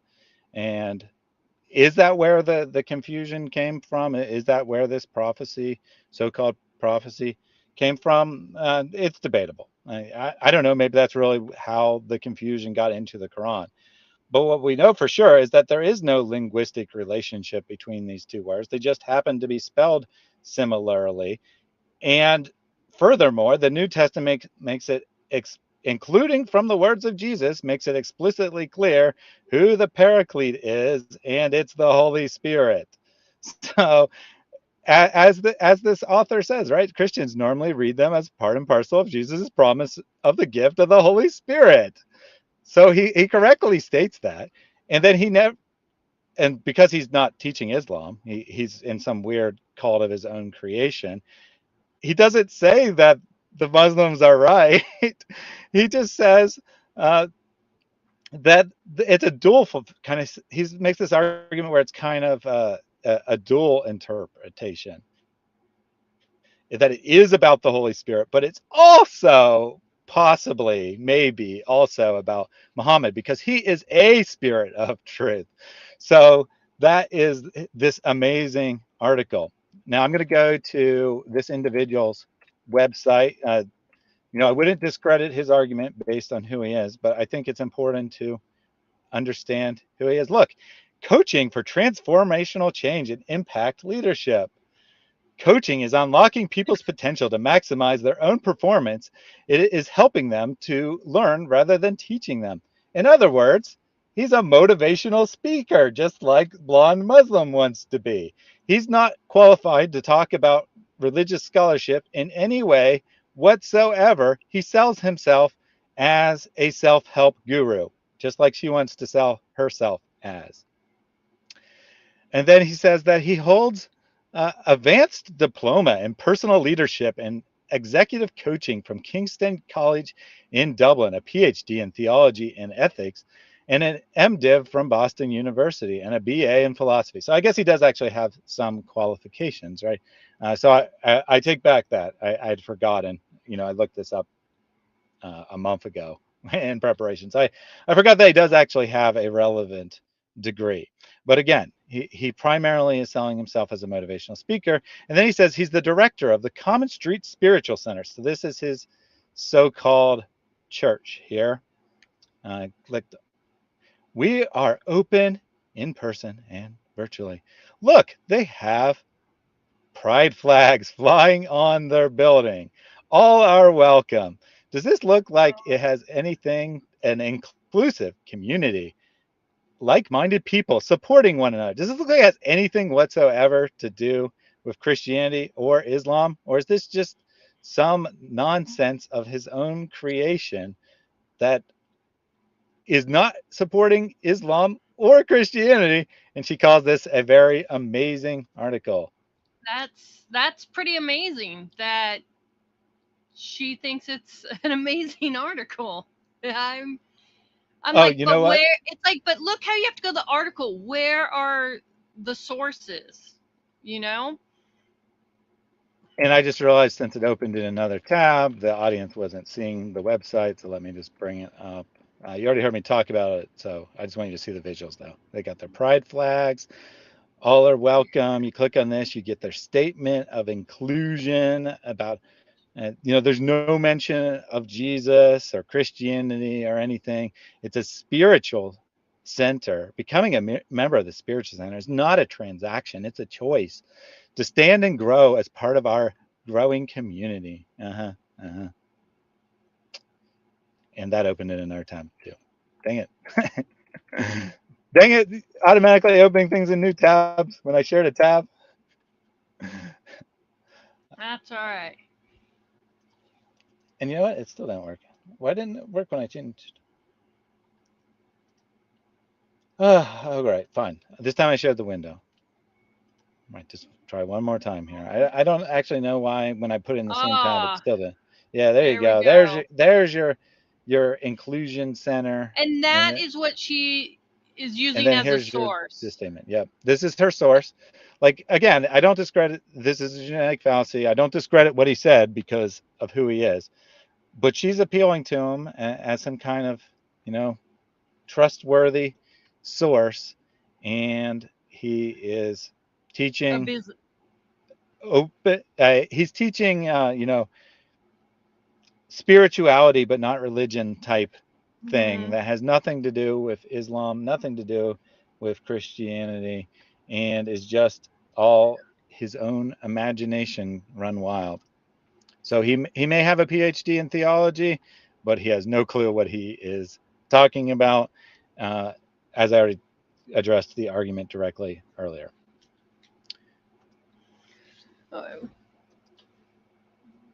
All right. Woo! Hit my Let's desk. continue. Yeah, I got to reshare. So when I pull that up, then I lose the video. So let me reshare the video, and then let's get a little bit more of her amazing, Yeah, when she fantastic talks when arguments. she talks about you know, Jesus and the same thing, I have some comments on that. And maybe Thaddeus, when I read from one of my sources, take a peek at the chat. I sent you a message. But yep. So let me start this next segment. yeah.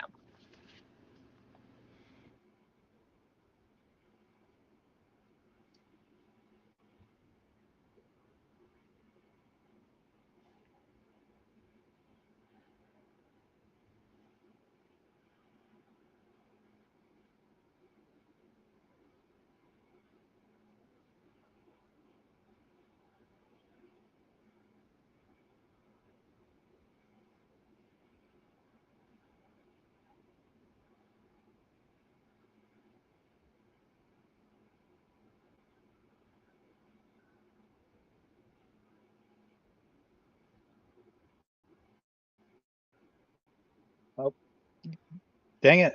Dang it. Amateur hour here. I forgot to add it to the scene. So now I got to replay that because the audience didn't hear it. For time, because we get off track. And he sent so many over time. And in the Bible, it actually says that I've Jesus. run way too far. Sorry.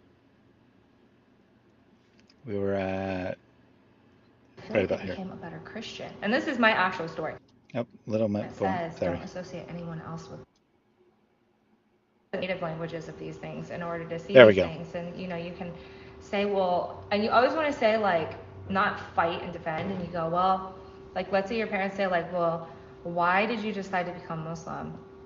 Well, I did some research because I was confused, and I was like really shocked to find out I wasn't practicing Christianity the right way. Like, I didn't realize I wasn't supposed to drink and, you know, have a boyfriend and dress like that. And I didn't realize I wasn't supposed to eat pork. I didn't realize the first commandment says don't associate anyone else with God. And I was confused because I found out that Muslims believe in Jesus and Moses, and I love them. And how do they believe? And so, like, in my research, it was really crazy because I feel like I became a better Christian. And this is my actual story. I feel like I became a better Christian. And when I became a better Christian, I started thinking, like, okay, I should do these things. And then I started, like, well, then what's the difference between Christianity and Islam? Okay, so that's when I started researching. And I found out that Muslim is an Arabic word that just means the one who submits to the will of God. So even as a Christian, and I believe in God, and I don't think Jesus is God, okay? I still am a Muslim because I believe I submit to the will of God, right? So that's just an Arabic word to describe that. Islam is submission to the will of God, okay? So there you go. This is her real story, and I think she's actually being honest here. This is actually how she decided to convert to Islam. Somehow she supposedly was a Christian, and she never knew that you're not supposed to have sex outside of marriage. And then she decided to actually submit herself to God's will. And then someone told her that Muslim just means submit, and she's like, "Oh, I'm a Muslim already! Wow, this is cool! Oh, I can say I'm a Muslim." Yeah, and she pretty much, I think, even like continues down that train of thought a little further of, yeah, you know, you believe this, I believe that, we are the same. And that is Yep. that's pretty much the gist of, you know, primarily this whole video, majority of the video.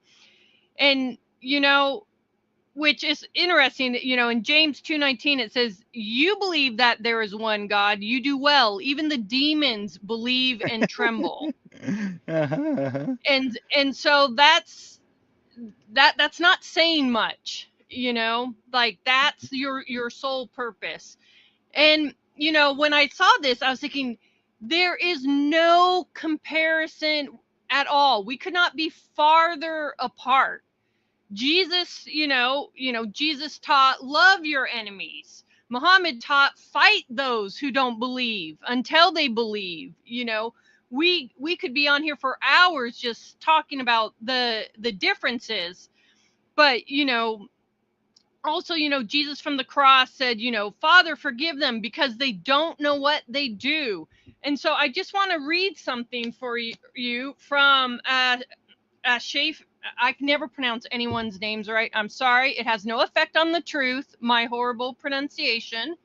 But can you see it? Okay. So tell me if this sounds the same Oh, you know as what? Jesus. Hold What? on. You're going to be. Okay. Is it good? All right. Yep.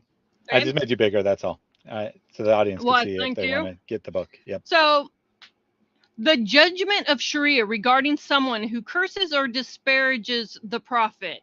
Don't take my word for it. I showed you the book, page 373. It says, know that all who curse Muhammad, may Allah bless him and grant him peace, or blame him, or attribute imperfection to him in his person, his lineage, his deen, or any of his qualities, or alludes to that, or its like by any means whatsoever, whether in the form of a curse, or contempt, or belittling him, or detracting from him, or finding fault with him, or maligning him. The judgment regarding such a person is the same as the judgment against anyone who curses him. He is killed, as we shall make clear. This judgment extends to anything which amounts to a curse or disparagement. We have no hesitation concerning this matter, be it or illusion. And then just be patient with me with one more paragraph. The same applies to anyone who curses him, invokes against him, desires to harm him, ascribes to him what does not befit his position, or jokes about his mighty affair with foolish talk, satire, disliked words, or lies, revels him because of any affliction or trial which happened to him, or disparages him because of any of the permissible and well-known human events which happened to him. All of this is the consensus of the Ummah and the Imams of Fatwa from the time of the companions until today. So that was a big list. If you even imply that Muhammad wasn't perfect or make a joke, you should be killed. We have Jesus on the cross saying, after being tortured, and the very people who did it to him, Father, forgive them, for they don't know what they're doing. Jesus and Muhammad have nothing in common. And so I just wanted to share that, that Candace, you should get this book and read up. All right. So several comments from the audience. Dr. Whitemeat, I was a bad Christian, so I became a Muslim. The logic is simply hilarious. I don't expect much from her in a logical conversation. And again, I think that this is honestly her story, more or less, that she was living a gross, immoral life.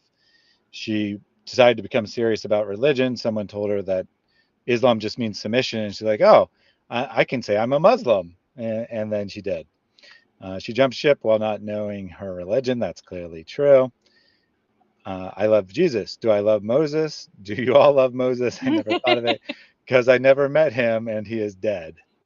Yeah, I don't have any emotional feelings for Moses. And let's be honest, Muslims don't either. They just saying a line. They only actually have emotional feeling for Muhammad. Right. Tim Chapman says she does this like picking out a pair of pants, no thought whatsoever. But Professor Yaffle disagrees. I expect she'll take great care choosing her pants. I love her. And then finally from Soyub, how much she spent on makeup and to do my Uthman impression, to kind of pause for a second and go, more than a Lamborghini. Oh All right, my god. let's go ahead and get a little bit more from her. The next section is where I think it's where she, well, I did want to make one other comment. So her tool number one was saying, I didn't know. I'm calling her second tool is to research, right? Because she keeps saying, I did research. Tell them to do research, research, research, research, research. And yet she doesn't know the slightest thing about anything that she's choosing to talk about, let alone all kinds of other things or things like what Christian Hijab said. All right. She's now going to tell us what she learned about Islam.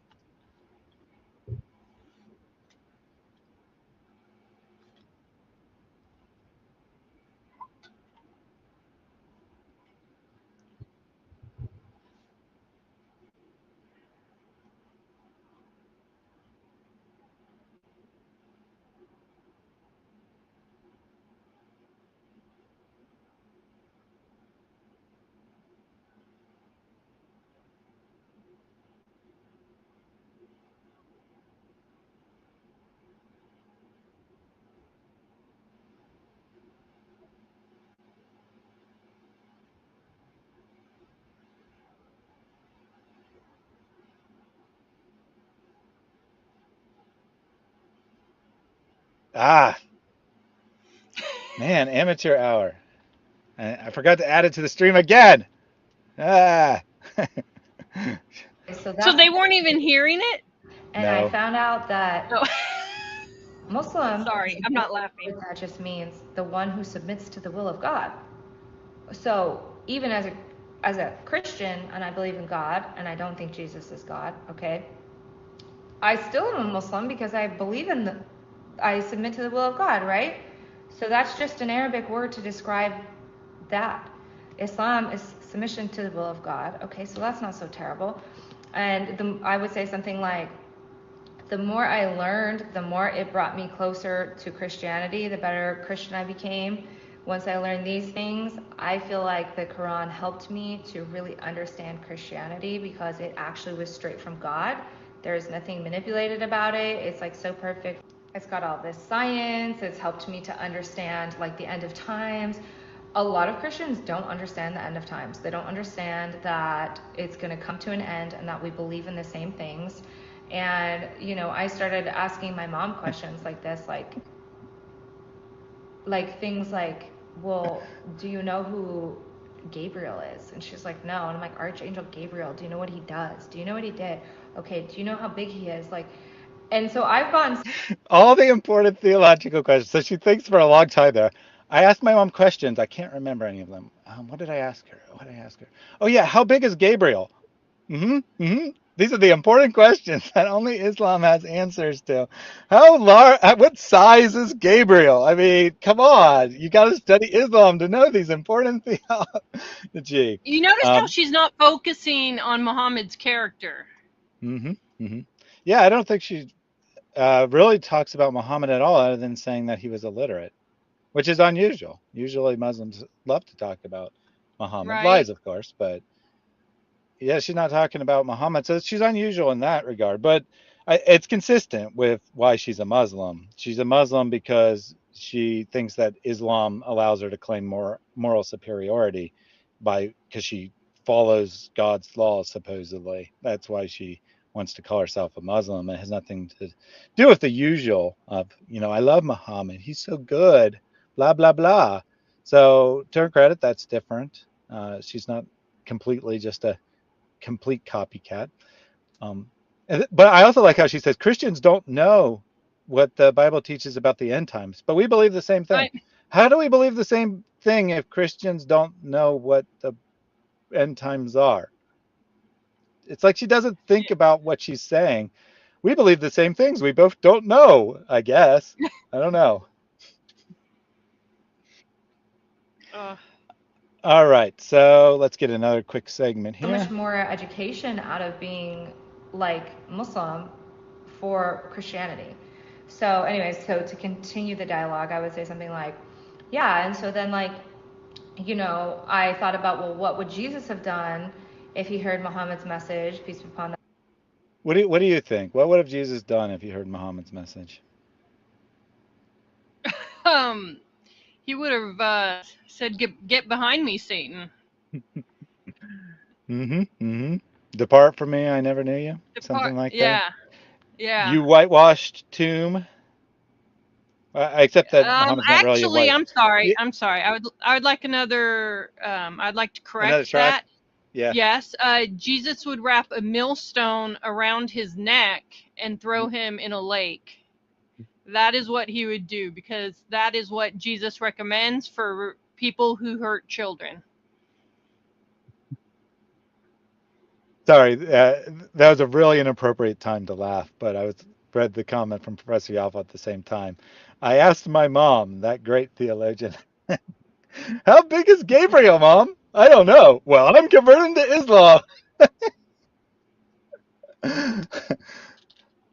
Oh my goodness.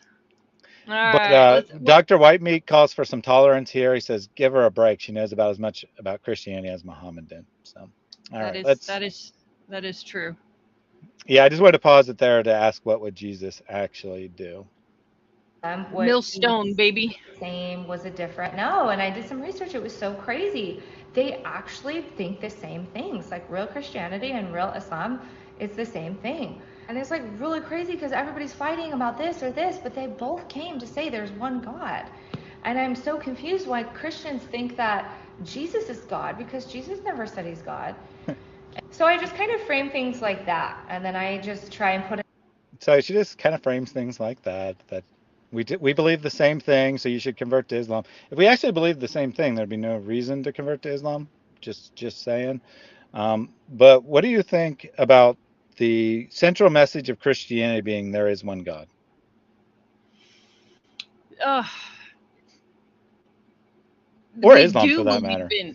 Yeah, no, we do believe in one God, in three persons, and so. And the Quran doesn't even get the Trinity right. Hmm. Quran gets nothing right. So, yeah, nothing. Yeah, it does not make sense. Yeah, Hit it. I think it's very strange that Christianity came to teach monotheism when to the Jewish people who had been monotheists for 1,500 years or so. Uh, Interesting that that was the purpose of Christianity. Very odd. But I don't know why we're fighting. I mean, that's the only thing that Christianity teaches, right? We teach nothing besides that there's one God. I mean, we basically agree on everything. All right, let's It continue. as like, I don't care if you call me a ninja turtle who believes in God and all of his prophets, peace be upon them. I don't care if you call me a Christian that believes in Muhammad, peace be upon him. I don't care what label, but for me, I like the word Muslim because it means that I submit to the will of God. I like that, and that's all that means. Because then And that right there, again, that's why she's a Muslim. I like that. I like that label. That's her reason to be a Oh, Muslim is I like the label. and the fact, see, and that just like a true believer of Jesus, you care about what people call you. You are not going to just be like, sure, call me a Muslim. It's so frustrating. And like I said, near the end of the video, she makes like a comment, about not taking it, don't take it too seriously. And as I've said repeatedly, my heart takes it very seriously. um i'm not I'm not the best communicator, but this is such important stuff. And the flippancy of which it is, presented, it hurts my heart. And I always keep this book. I'll keep it up for a second. Leah, you guys can get this book on Amazon. I got to spend an entire day with her mother. Okay, Leah was captured by Boko Haram. It's called Leah, Hero for Jesus. And I just want to point out, that the night before the attack of Boko Haram, Leah talked about, you have here's the blonde Muslim saying, I don't care what you call me, everything's fluid. And then you have, I just want to read something real quick from this book. And it was the night before the attack. She was talking. She was 14 years old when this happened. And like I said, even this isn't just a book to me. I know Leah's mother, and I've looked in the eyes of a mother whose daughter is missing still today because of Boko Haram. And this book is just eyewitness accounts from Leah's classmates, talking about what happened that night and those who were captured with her. Over 100 girls were taken that day, and only one of them was not returned, and that was Leah, because she would not renounce Christ. And it says, as if Leah knew something would happen, she asked all of us, this was the night before the attack, she asked all of us the question, if you were taken by Boko Haram tonight and they asked you to renounce your faith in Jesus, would you do it?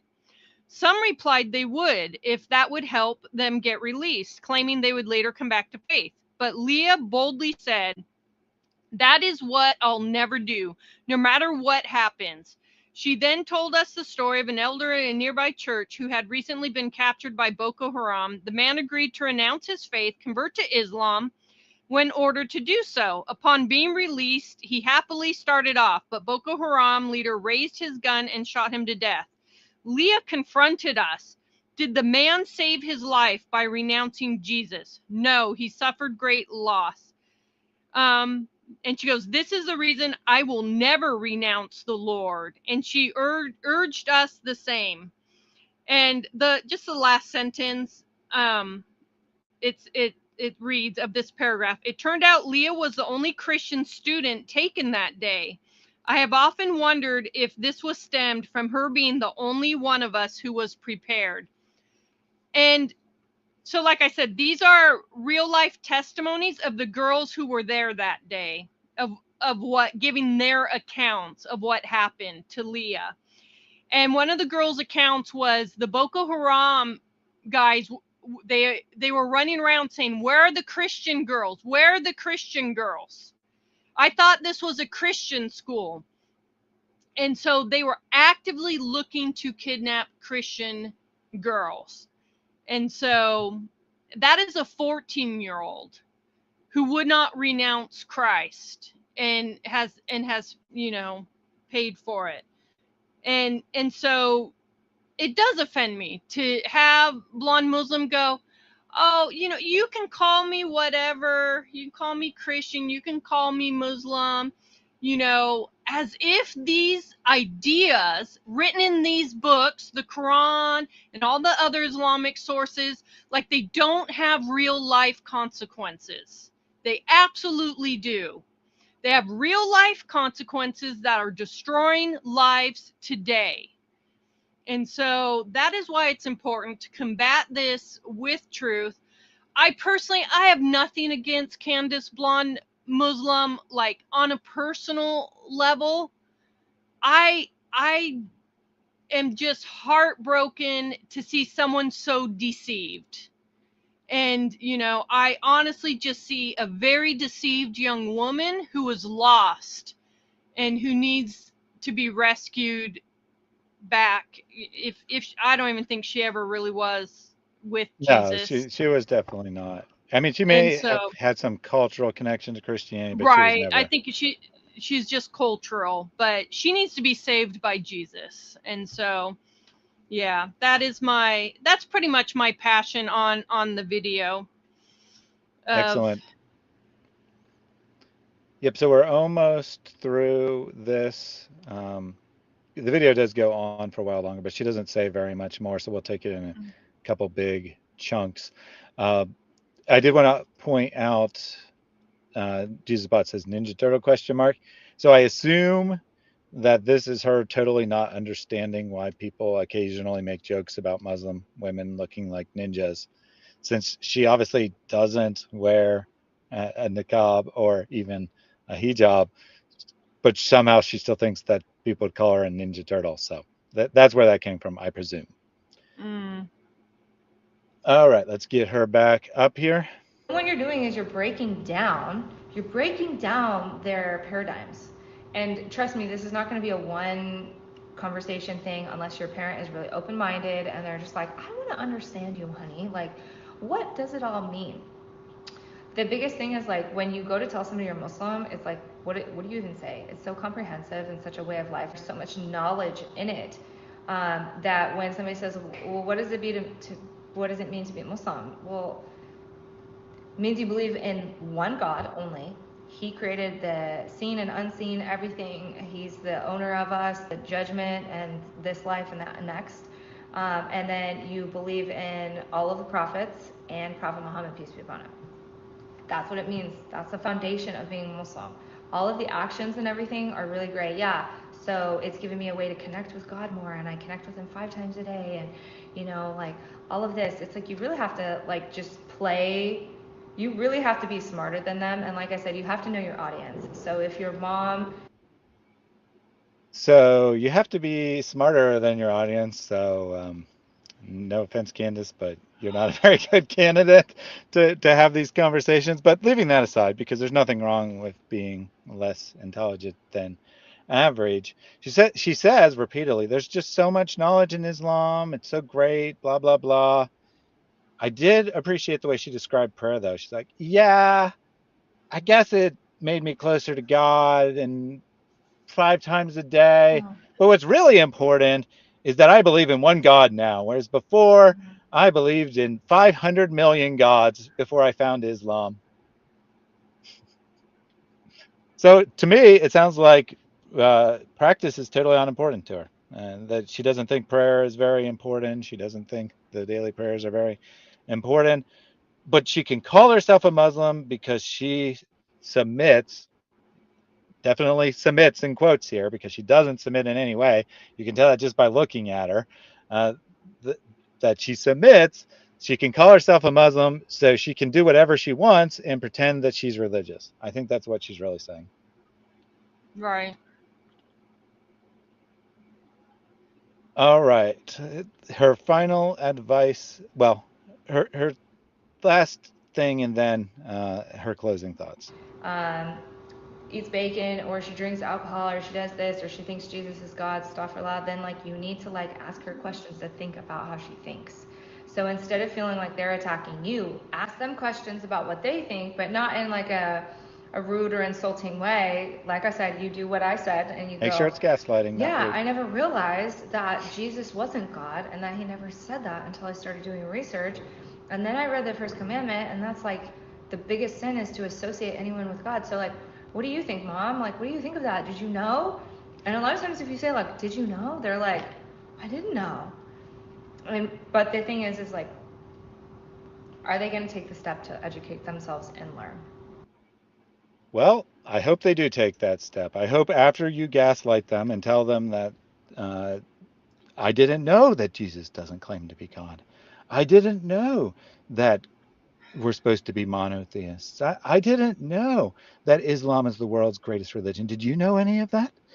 Oh, you didn't know Oh, that?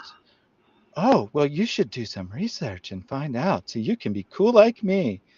So this is good summary by her of her methods, of yeah. make sure you phrase your questions in such a way that you put ideas in people's mind, and will they do their research? Obviously she wants to think that they will and become Muslims, but I I ironically think that's she's very hoping they appropriate. don't research. Right. that's ironically very appropriate comment there, because what she's really hoping is that they don't, that they think they have researched, they think they've come to knowledge because someone told them without actually telling them. So this is her whole tactic. This is, and again, this, this is advice given to how to talk to your parents. You should gaslight your own freaking parents, is what she is saying. And I think it's utterly disgusting, and that's why I'm being so harsh on her, because Yeah. she's projecting herself as some kind of expert, and her advice is to emotionally gaslight your relatives. Yeah. It. Yeah. I've. Yeah. I'm like speechless because it gets me so fired up, especially when I think of my friends and, like I said, the effects of what she is promoting. I try to keep it separate from the person, but it is a challenge at times. All right, so she has a couple of final thoughts, and then we will wrap Wrap this it up. up. You know, and so for me, having been Muslim for like 5 years, I've been having these conversations over and over and over, and it doesn't always stick the first time. You have to think of them like children. Like, you're going to tell a child to not do that 8,000 times, and then, you know, inshallah, maybe one day they're going to be like, oh well, I want to Quran, I want to learn more. Don't come off as pushy, don't come off as judgmental, don't come off as argumentative. Be sweet, be nice, ask questions back, and try and do what you can to get them to question themselves and think what they think, to see that they're probably not practicing Christianity the right way. Do what you can to assimilate. Oh yeah, I found out. Yeah, no, it's like the same thing. It's the same message as God. The most important clarification that Muhammad did, peace be upon him, was that God is God and the prophets are not. The Trinity is not a real thing. The Trinity actually was never mentioned anywhere until the Quran, and it was like, that is wrong. Do not believe in the Trinity. I didn't know that. Okay, sorry.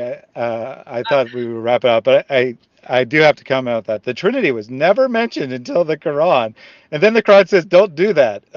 Okay, so before, for 7 centuries, no Christian used the word Trinity, according to her in her vast research that she's been doing over the last 5 years and having all these conversations. She's determined that the word Trinity was invented by the Quran.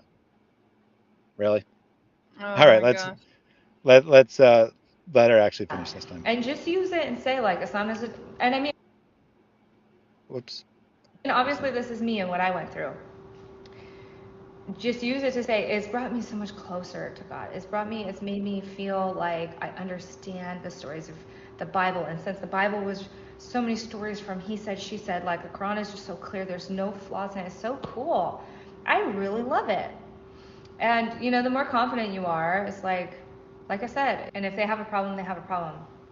Like I said, excuse me, several of my family members, some of me, my friends. Sorry. I'm like, he's not Sorry. gonna be able to make it. Sorry. She's like, the more confident you are, and then she cuts the tape and then picks back up. Like she just betrayed how not confident she is in what she's saying. So I didn't catch that the first time, and I just had to comment on that because she's like, just be confident and you'll be fine. Wait, Yeah, confident is good. Cut, because like she couldn't think of what to say there. oh my Oh goodness. man. Sorry, I just had to comment on Friends that. did. It hurt. I was so sensitive. I was so vulnerable. I was so like, who am I? Nobody likes me. But now I'm like, what do I care? If you don't like me, it sounds like you have an issue. So try and drill that through your head. Accept yourself. Believe in what you believe in. And Okay, then, now I you can't know, help those it. are, Do you see her big? I know it, and I really need to go. I have a family situation I need to tend to. But she goes, oh, no one likes me. Do you understand the big difference? What what her big trial in life is? Oh no, people don't like me. Where I've just shared you Leah's story. Right next to her is Miriam Ibrahim. I talk about her all the time.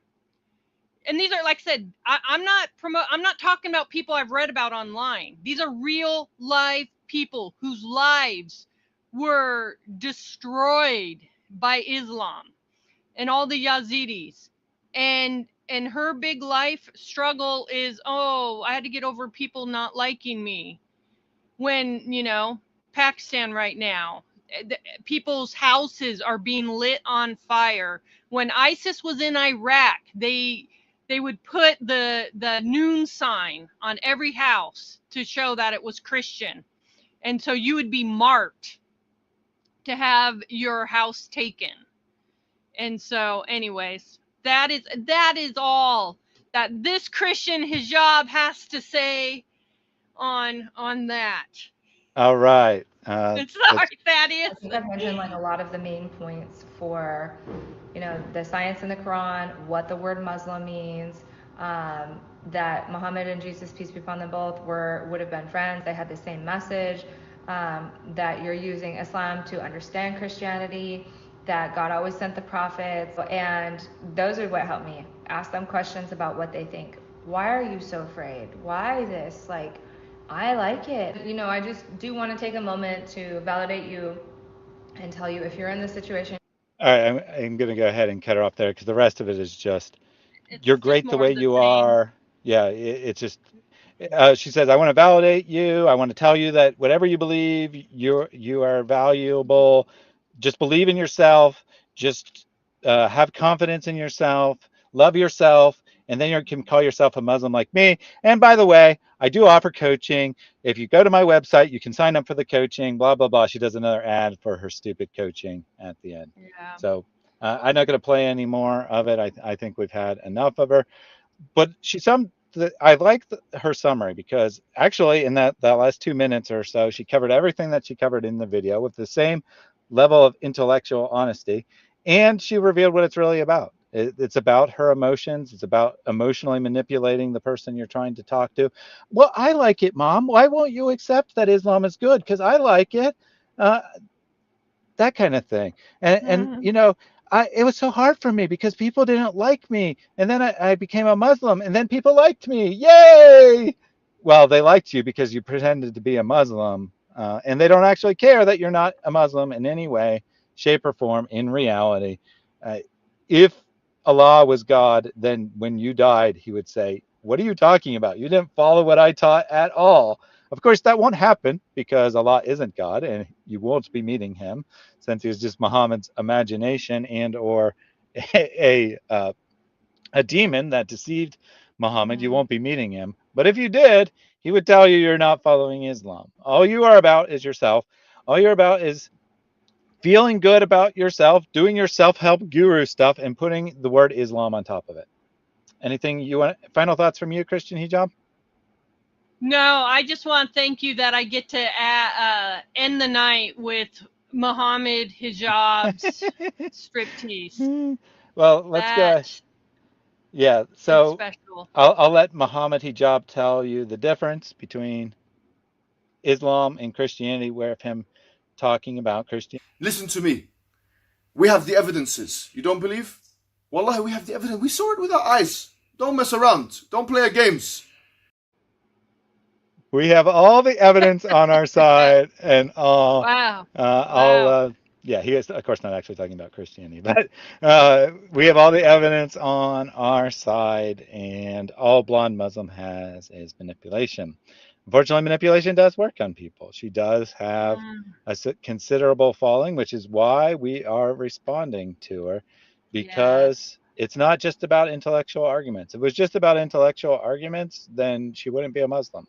She's a Muslim Right. because it gave her something emotionally, and there are a lot of people like her. Yeah. Yeah.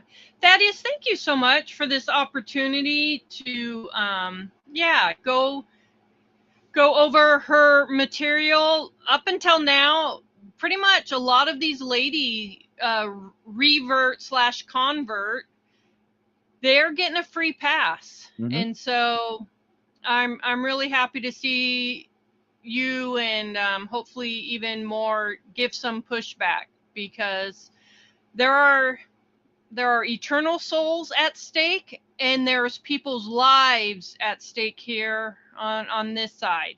it hurts people here in the now, in the natural world, and it is just eternal damnation for all eternity, separation from God. And that is very serious. So, bless you, brother, for all your hard work and putting up with my lack of technical skills. You are always very kind and patient with me, and I'm very grateful to that. So, I'm going to take off, brothers. Yep. Bless you, and we will catch you next time. Yep, it was a pleasure to have you on. Comment from Ui, what is Christian Hijab's channel? You can search for Christian Hijab, or there's a link in the video description. I definitely encourage you to check out her content. I definitely will have her on this channel again. Uh, you know, these types of arguments that people like Blonde Muslim, but not just her, lots of people are making, they're not very intellectually satisfying, which is probably why they're being ignored. Well, two things. One, they're being ignored because the arguments are crap and people don't want to look like they're beating up on bad arguments. But two, the fact that she's female does help her out because as good Christian men, we don't want to pick on women, right? We don't want Mm-hmm. to diminish women Right. because we value them highly, unlike Muslims, and thus we feel bad about attacking a clearly ignorant, deceived woman. Uh, Yeah. but here's the thing: she's grifting. If she was just ignorant, she was just in her own personal life, having these kinds of thoughts, and she wasn't on YouTube, fine. Yeah, I mean, I would still want to have a conversation with her. I'd still want to bring her to the truth, but I wouldn't make a public spectacle out of it. But she's chosen to make Yeah. herself a public spectacle, and she's asking for money in exchange for her so-called expertise. So she is scamming. I don't Yeah. think she's a Muslim in any way, and she is scamming people, and she deserves to be called out. We do not let evil go unchecked. So she Yeah. needs to be All right. responded to. And I, you could have left. You didn't have to waste I'm my sorry. I'm sorry. conversation. Bye. So thank you very much for being on Christian Hijab, and we'll talk to you again soon. Christ is Salvation joined the chat a little while ago. He wanted to share a couple of thoughts, so we'll get his thoughts before I close out. First of all, peace and blessings from Christ to you and to Christian Hijab if she listens, and to all the people that watched you. The woman is hilarious, actually.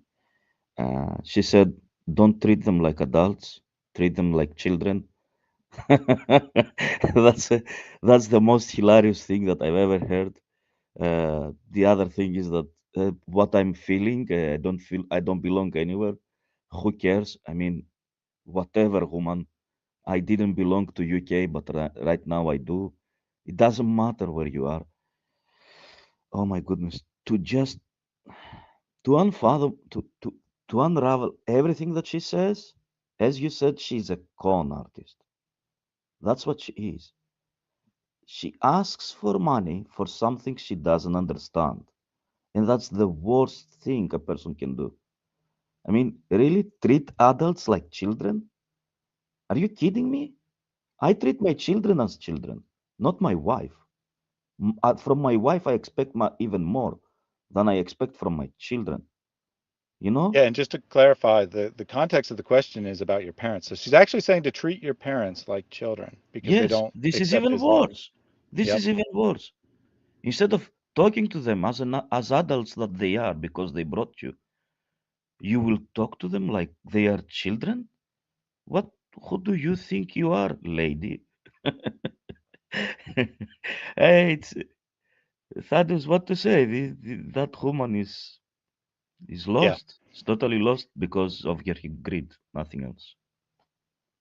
Yeah, definitely. So for some reason your comment reminded me about the poll. It looks like 71% of you said I should not give her $200 for an hour of her time. I'll take that under consideration. That you think it would be a waste of my money. I Um, also voted no. You don't waste your money. You want to yeah, give your money somewhere, you don't know where, find a charity. Give it there, my friend, instead of that con artist.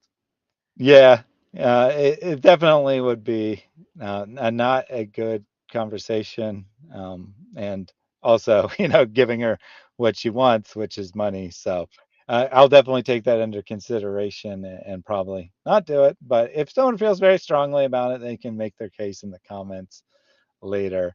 Uh, since it is fairly late since we started, uh, late due to hijab, a Christian hijab being in a different time zone, I'm not going to take general calls today, but I didn't see any Muslims in the chat responding anyway, except for Nurani, who just said, "No, I go to pray." I think that's a typo. Now I go to pray. It's my last prayer of the day. I pray for your guidance. Goodbye and God bless. Well, I appreciate you praying for me. I appreciate you thinking about me. But what you really need to do is you really need to think about what is being said, about whether Islam is the truth or not, because blindly submitting to something that is false gets you absolutely nowhere. Exactly. It gives you nothing. Nothing. It's All right. So, any other not like thoughts from you, or should I close this out in prayer? I don't know what to say. I really don't know. How do people listen to that lady? I would say another word, but I will say lady. Uh, I really don't know. Why would anyone listen to that woman? Really? I don't understand. Why would anyone pay for to listen to her? And that's about Nuranis. How is he going to pray to his God that misguided us? Doesn't he know that we believe that we are guided because of him? I mean, what's wrong with these people? I mean, w- what do they not understand? Don't they believe he is God or what? I don't understand. So Yeah, I don't know. I mean, I think it's purely emotional. I think that she was honest, and one thing she was honest when she said this was my story, kind of like I realized that I was living an immoral life, as she put it, having a boyfriend, because she thinks having a boyfriend is, or at least to her, was equivalent to having sex outside of marriage. She was living an immoral life. She decided that she didn't want to live an immoral life because of the natural, like innate that's the sense. only thing immoral that she was doing. Well, I'm sure she did many other things, but the point was that that was just an example that she gave. Conning people is immoral as well. I mean, Yes, really. that she decided, she felt the natural inclination to morality, and she discovered that in Islam, all you have to do is say your shahada, and then And nothing that's else it. really matters. And that's it. And Go kiss she's a like, black okay, I'm stone, and a that's it. Muslim. I like it. And pray 5 times a day. And then go kiss a black stone, and that's it. And there you are. You became a Muslim. Hmm. Hmm. So she liked what she was told by someone that Islam is just submission. You don't have to wear a hijab. You don't have to stop putting on tons Wait of a minute. makeup. You don't She have to has to change in wear a any way. hijab. I know she does, but that's what someone told her, and she believed it, and now she's a Muslim because all Muslim means is to submit. That's what she said. My friend told me that all Muslim means is to submit. Thaddeus, I wanted to Thaddeus, submit to God, so I'm a Muslim. an ill-informed person is getting paid to give this ill information to other people. Mhm. this is this is beyond anybody's imagination. It's crazy. This is it's like going to the, I don't know how you call it, crazy house, or the house where you have crazy people inside, and try to learn reason from them. Yeah. So The- someone mentioned early on that Sheikh Al Hassam also uh, offers counseling services, and maybe it's 150, maybe it's $200 an hour, whatever. But there's a vast difference between him and her, right? He actually is a sheikh. He actually is an expert on Islam, and counseling is actually a valuable service. So I don't really necessarily have a problem with him charging for it. But for her to say that I can counsel you on your Islam is totally insane. It's clear exactly, indication that she's just trying to make money while pretending to be a Muslim. exactly. She's pretending to be Muslima. She knows nothing about being a Muslima. She never lived in a country under Sharia. Even if she did, it was like everything was given to her in in front of her feet, and maybe that's why she became a Muslim. Maybe people just pay her money just to say what she says, and that's it. It's oh my goodness. As I would never do that as a Christian. To to lure me with money into Christianity. Why to do that? If it's true, it's true. You cannot escape truth. It's like, what's your name, Thaddeus? It's Thaddeus, isn't it? Okay, that's the truth. That's the truth. If I would call you, for example, George, would that be a lie? Yes. So it's inescapable. Truth is inescapable. That's how you should count to go to a religion. If you believe it's the truth, okay, there you are. But oh my goodness, that woman is. They just paid her to do what she does, and that's it. That's I say. That's what I think. Absolutely.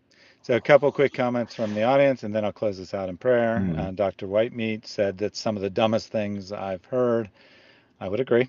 Uh, Well, if that although if White approximately means said, equally, yeah. Dr. Whitemeat, not to be confused with Sir Whitemeat, who oh is an really? expert Okay, sorry, on sorry. It was evolution. another Yeah. guy. Yeah, okay. uh, so instead of researching church history and finding a way to back to orthodoxy, she went to Islam. Yeah, because she liked it. Yeah. She liked it. She liked it. That's all that matters. She Breakfast belonged. Gun says, She belonged there. That's what she hmm said. Where do you hmm belong? Breakfast Gun says $200 to hear an outdated Dawa script that isn't even delivered correctly. What a bargain! On a serious note, not many of you should be teachers. For those who teach are judged more strictly. Exactly. Absolutely, Exactly. absolutely, Amen to that. and that's the standard I'm applying to her. If I met her on the street and she had these crazy beliefs, I would not be harsh with her. I would, I try to talk to her. I try to point out the truth, but I wouldn't be harsh with her. I wouldn't call her names. I wouldn't call her a scammer and whatnot. But she has chosen to make herself a teacher, and she deserves to be just judged accordingly. You're Professor just Yalva says, judging her action, not her. You're judging her actions through "Yep, her words. That's what yep, you're doing. You're not judging her. You care less what she is at the moment. If if a Hindu would say the same things and would say, "Pay me to teach you," but they don't know what they are teaching, then you would say, "Why should I pay you?" Isn't it? exactly." Why should I pay you? You don't even know what the religion is about. Why should people waste money on you? It's beyond stupidity. Indeed. She and Sneeko should do a live stream together, as my teacher would say. We could bash their heads together and knock some sense into them. And then finally, from the legend, the Barbie Girl Abdul remix. I cannot sing, so I'm just going to read it. But in your imagination, hear it sung to the tune of Barbie Girl. He's a Barbie girl in a Barbie world. Allah's plastic. Islam's slapstick. Mo cuts pubic hair. Wears dresses everywhere. Imagination. Quran, his creation. Come on, Aisha. Goo goo gaga. Tuk tuk beer. Come on, Aisha. Goo goo gaga. Too old. Too old.